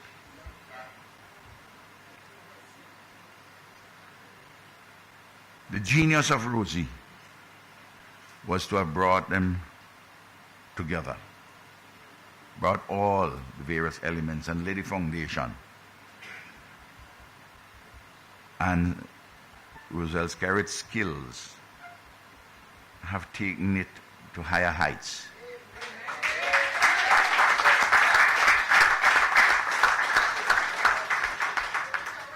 No. In his period in government, his 8 months, Rosie took a whole set of initiatives. Of course, he went back to Canada triumphant because in May of 2000, because he said that he had predicted that he will go back as Prime Minister, and he went back as Prime Minister. A man who left in chains went back as Prime Minister. He who couldn't go in a bathroom without a security man with him, they give him the red carpet in 2000. After one time is the next. Solidarity. And Rosie was setting out to transform a colonial or amended colonial economy into a modern, competitive, many-sided post-colonial economy which was at once national, regional, and global. And looking for spaces even so much to want to deepen the relationships with Martinique and Guadeloupe and with France and with the European Union, which some people at the time didn't quite understand. But we live to see that Martinique and Guadeloupe and St. Martin are associate members of the Organization of Eastern Caribbean States. These are things, they happen before your very eyes, you know. I want to point something to you before your very eyes. You see, in 1980, amidst all the tumult and division of labor, the people of Dominica with great good sense say, listen, you see that confusion? Eugenia Charles and the Democratic Freedom, the Dominica Freedom Party, looks like the only one which can hold things for a while. And they went there for political stability and to see progress. And then confusion was happening after the resignation of Eugenia. And we see the problems in the UWP, and we see how Rosie brought them together. But watch this. And while Rosie and Pierre Charles played an important role between October 2000 and when he also died prematurely from a heart attack in 2004. Watch this. Dominica lost Eugenia through a resignation. Lost Mike in his early 50s. Brian Aline went to the court. Edison James loses government. Cabon died at sea. Rosie died. Pierre Charles died. Bananas collapsing. It is completely rational for the people of Dominica to have gone for a young man, Roosevelt Skerritt, to continue Rosie's legacy. It's not a mystery, you just have to watch it. I'm sure the journalists would have seen all what I'm talking about. And we need to write more about it. We need to write more about it. I'll tell you something. And I'm sure that my brother Austria wouldn't mind me saying this. He says, okay, I can. I told him something about 4 or 5 years ago at lunch in Caracas, and I was there with a couple of comrades. I say, comrade, I have to tell you, I put my mouth in business and you lost the opportunity to be Prime Minister in Dominica, leader of the Labour Party. Austria was popular in the Dominica Labour Party, And Roosevelt loved Austria. That's why he had him doing important jobs in his cabinet for all the time, and Austria did very, very well.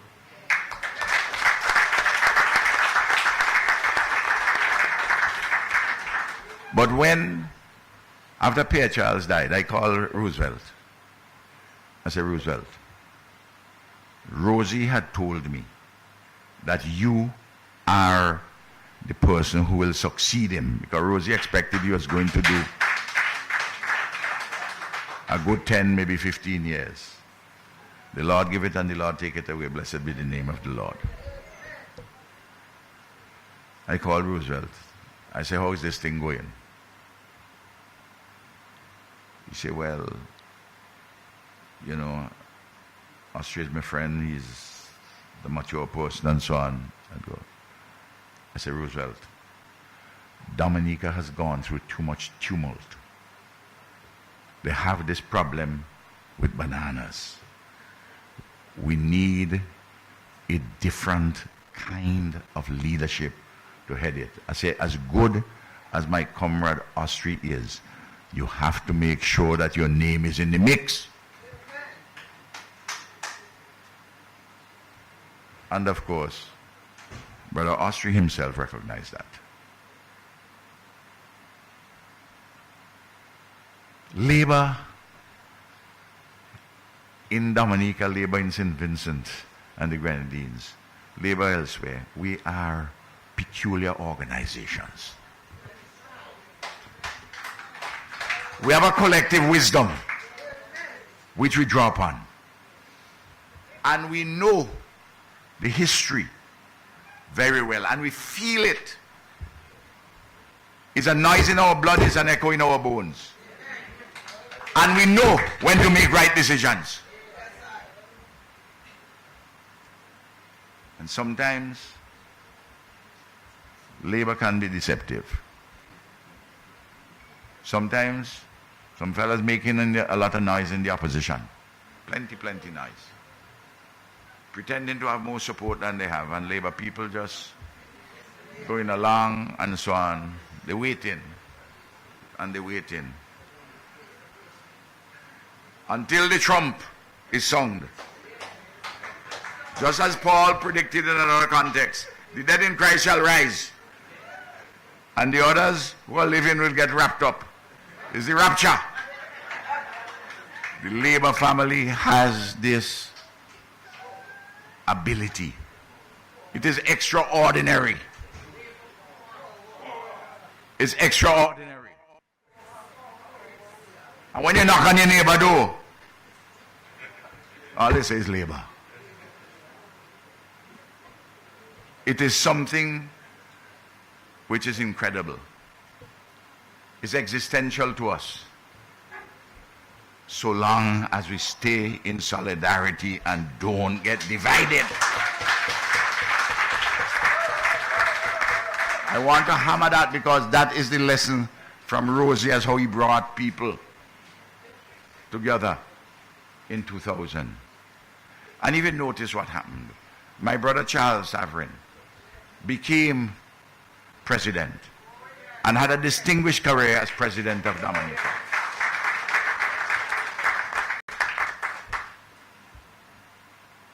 Left and right? Well, it depends where you have the center. Huh? Whether you're left or you're right, is depending on where the center is. That's how that definition takes place. Of course, Rosie used to spend a lot of time with me in St. Vincent and the Grenadines, and Eloise, my wife, who is a Dominican by descent, her parents are from Dominican from the Harris family. And she would have been here, but to the fact she wasn't feeling the best. But she sends her greetings, and I have to convey the greetings. And Rosie came, and Mike, and Sister Pat. Sister Pat was principal of the school in the St. Joseph's Convents, a co-educational school in St. Vincent, in a rural community, Mariaqua. And as you know, they have a rule generally that they don't give their premises for any political activity. But when the leadership elections were coming in our party for who to succeed Vincent Beach, she said, you have to have the convention in my school. Of course, the bishop didn't like it, and she told the bishop, Ralph is a Roman Catholic. This is my school. You could advise me, but I'm running the school. He's going to be elected the party leader. I want it to take place here. He's going to be the first Roman Catholic prime minister. What do you say about that?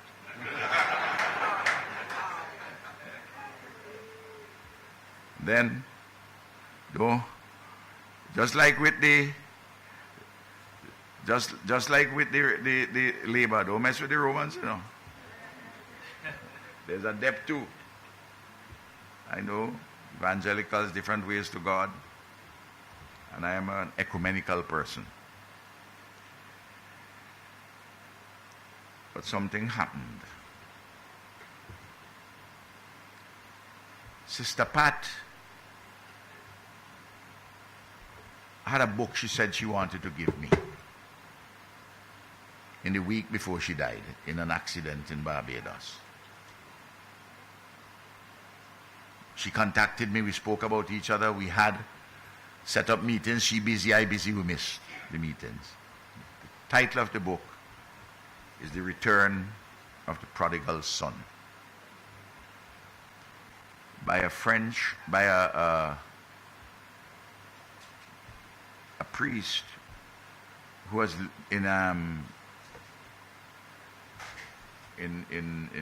living in Canada, man of great reputation as a theologian, Henri New When.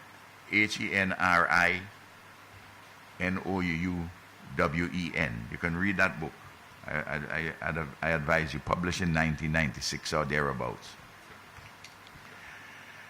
And Sister Pat was determined to give me this book.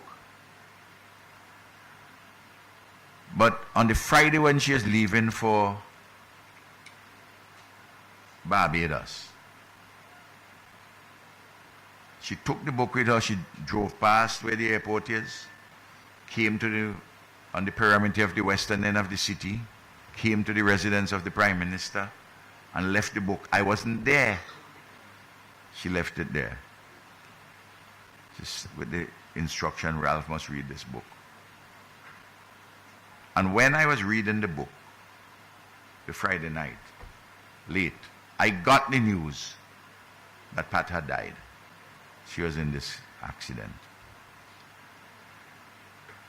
And from then until now, this thing always on my mind. Why did Sister Pat was so insistent that I get this book? She was some force not yet known to her. Knew that if I didn't get it then, I wouldn't get it again. What is this book about? This book is about, and I started at the beginning, and you would understand, I didn't explain the totality of our conversation. The morning when you went to the delegates convention of the DLP.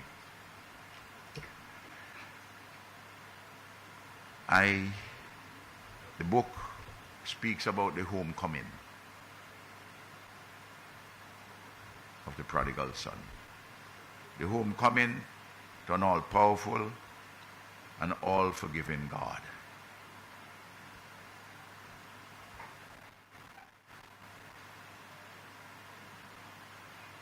He turns the story inside out. When we read the story about the prodigal son, and we see how he's in a distant land, and we all are in distant lands.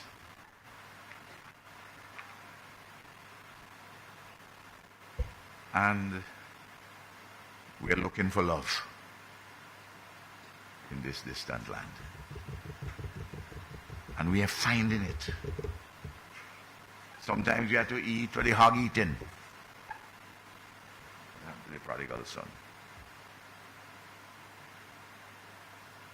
But the important figure in that story is not the prodigal son, but the father, who is all powerful and all forgiving. In the homecoming.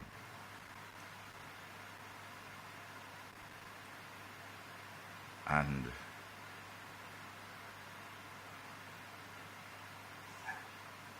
the only place you can find love is when you come home.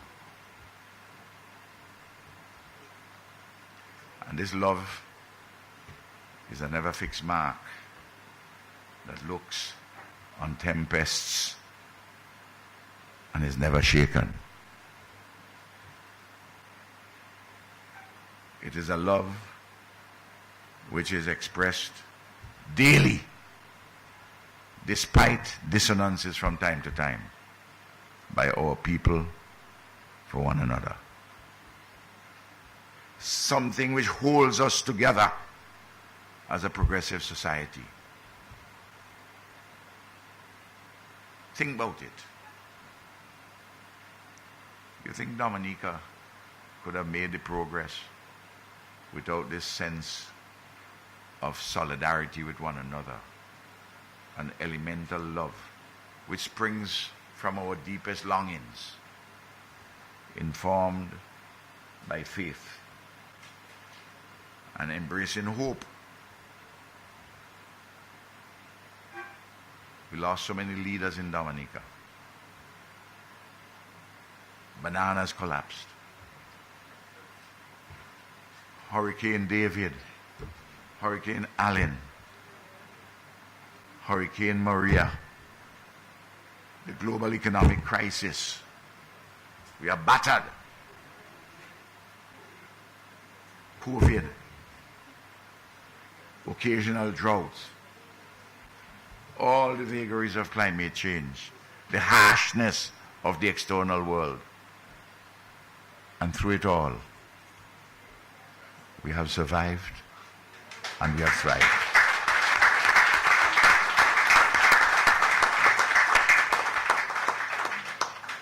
We have much to be thankful for. Much to be thankful for. And a leader like Roosevelt Skerritt was helped to take us through that period in Dominica.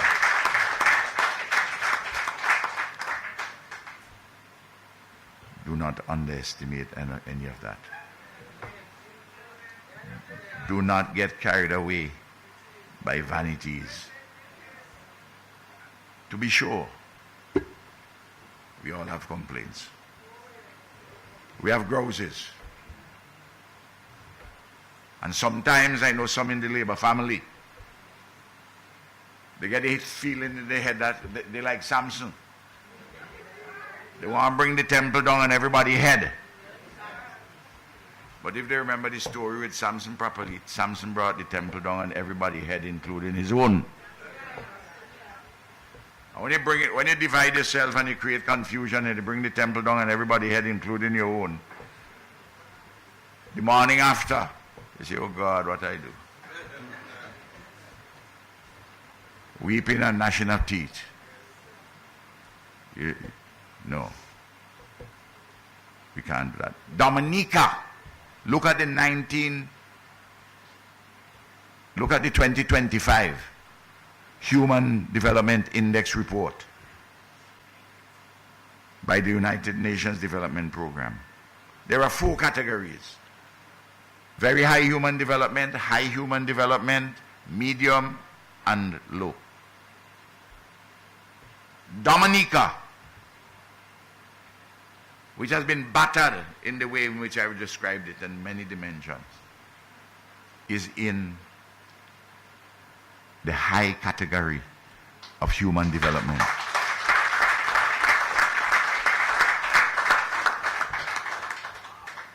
A person who is sent to university, give them a free education. There is a pothole in the last half a kilometer before their house. They drive in a SUV. They get the education free. But they're on Facebook. They can't vote Labour because of the pothole. They forget that the first thing that Labour did is to fill the pothole in your head.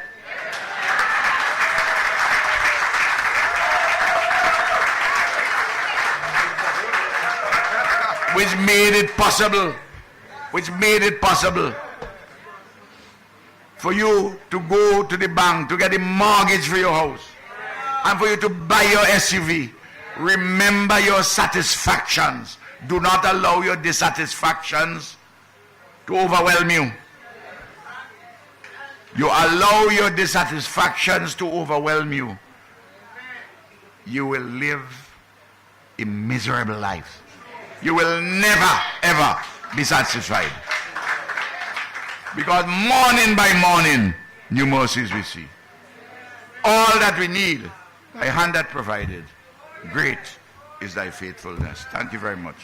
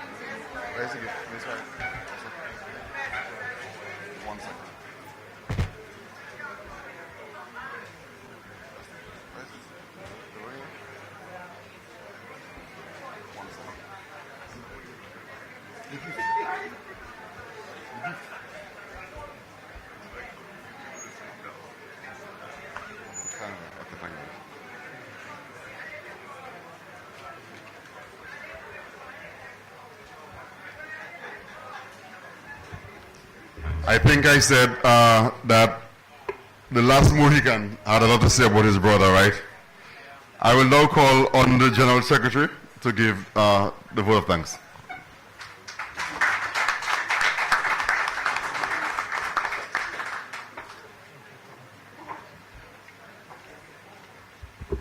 Thank you, Comrade Nanton. Great is thy faithfulness.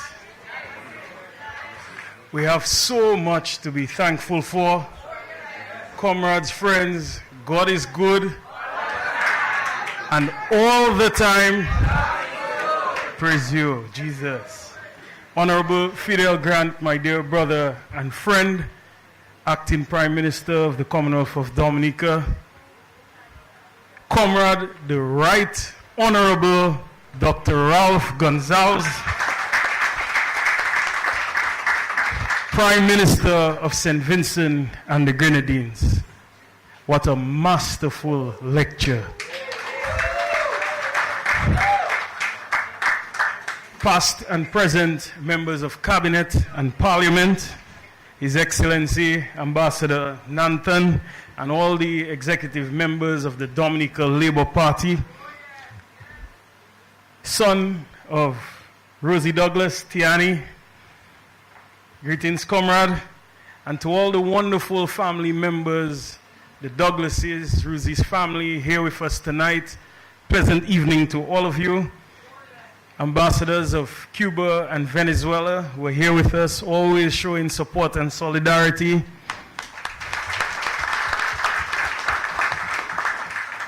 Honorable Justice Williams, Pastor Samuel Augustine, supporters, dear friends, laborites, the media, Porto, stalwarts, comrades, friends. Comrades, as we gather tonight, I feel a distinguished honor and privilege to give this vote of thanks at this most fitting memorial where we commemorate the 25th anniversary of the passing of our dear brother, beloved father, unifier, comrade, leader, and Prime Minister of Dominica. Rosie Douglas taught us many things, but one thing that resonates deeply was his humility. And it taught us that true greatness lies not in power, but in service to others. His legacy is not only etched in the history of this great country, Dominica, but it lies in the core, the pits of our hearts as people. It is with divine purpose that we are gathered here tonight, and as such, we say thanks. I would like to extend heartfelt gratitude to Pastor Samuel Augustine for invoking our spirits with prayer, reminding us of the divine guidance that is truly the underpinning of Rosie's visionary leadership. To Ambassador Nanton, comrade, your insightful remarks aptly captures the essence of Rosie's heart. And I certainly did not expect a normal or ordinary welcome, because Rosie was dear to you, comrade. We all know that. And this continues to manifest by your work, by your service to the wonderful people of this great nation, Dominica. To Tiani, son of Rosie Douglas, your sharing today beautifully honored your father's memory. A father, a leader, and hope of a nation. Comrade, just as South Africa has its Mandela, or as they called him, Madiba, right here in Dominica, we have our very own Rosie Douglas. And brother, as I reflect on your father's time in prison, may we all be reminded that The shadows of this injustice shall never erase the beautiful brilliance of his truth. A special thanks to Honorable Fidel Grant, the Acting Prime Minister of the Commonwealth of Dominica, for your words of encouragement and the Labour Party's commitment to the ideals that Rosie Douglas championed. It is a blessing to see that this current leadership continues to build upon that very solid foundation. To Honorable Roosevelt Skerritt, our dear Prime Minister, and Honorable Dr. Vince Henderson, both of them are online right now listening. They are locked in and logged in. It truly shows that distance cannot keep them apart. It can't separate them from the collective commitment that they have for us as a people, as a nation. We are truly privileged. My friends, as we reflect on this masterful, this beautiful reflection and lecture from Dr. Ralph Gonzalez, Prime Minister of St. Vincent and the Grenadines, many things resonated. We saw in him the pastor, the ecumenical man, the theologian, the historian, the comedian, the politician, of course, the true friend of Rosie Douglas and of Dominica. Friends, let us all give a round of applause to this comrade in the way that Rosie would do it.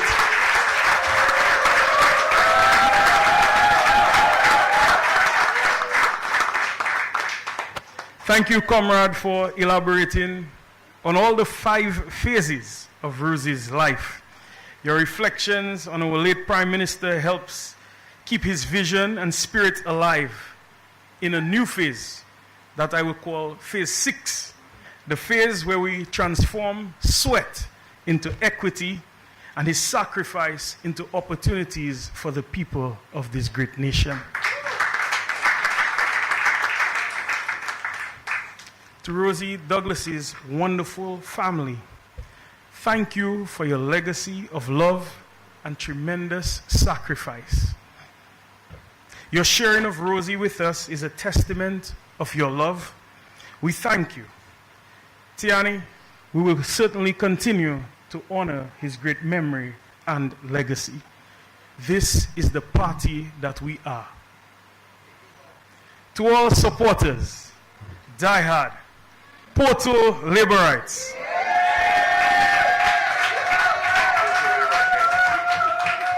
to his dear constituents of Portsmouth who are here in large numbers tonight, past and present members of cabinet, comrades, Austri and Ambrose, ambassadors, the media, and all who have turned out tonight, thank you sincerely.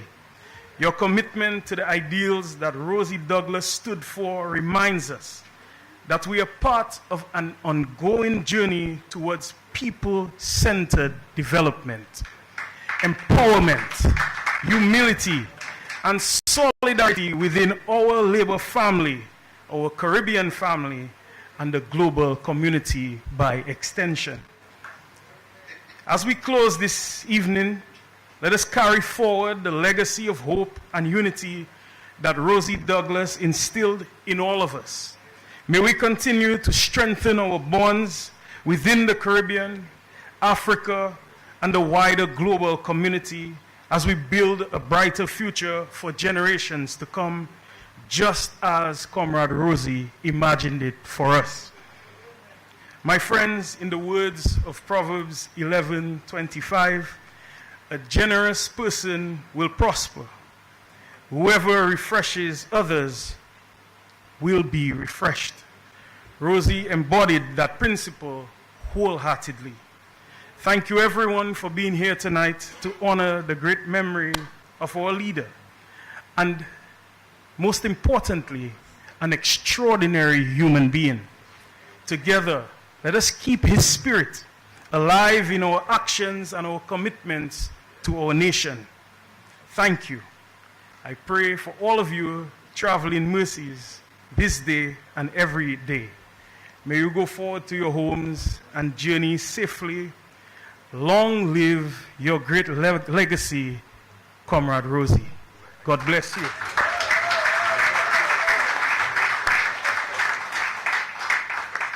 And in typical style, where the Lord feeds his sheep, so too would Rosie ensure that his people are fed. Dinner will be served tonight. Thank you. God bless you, everyone.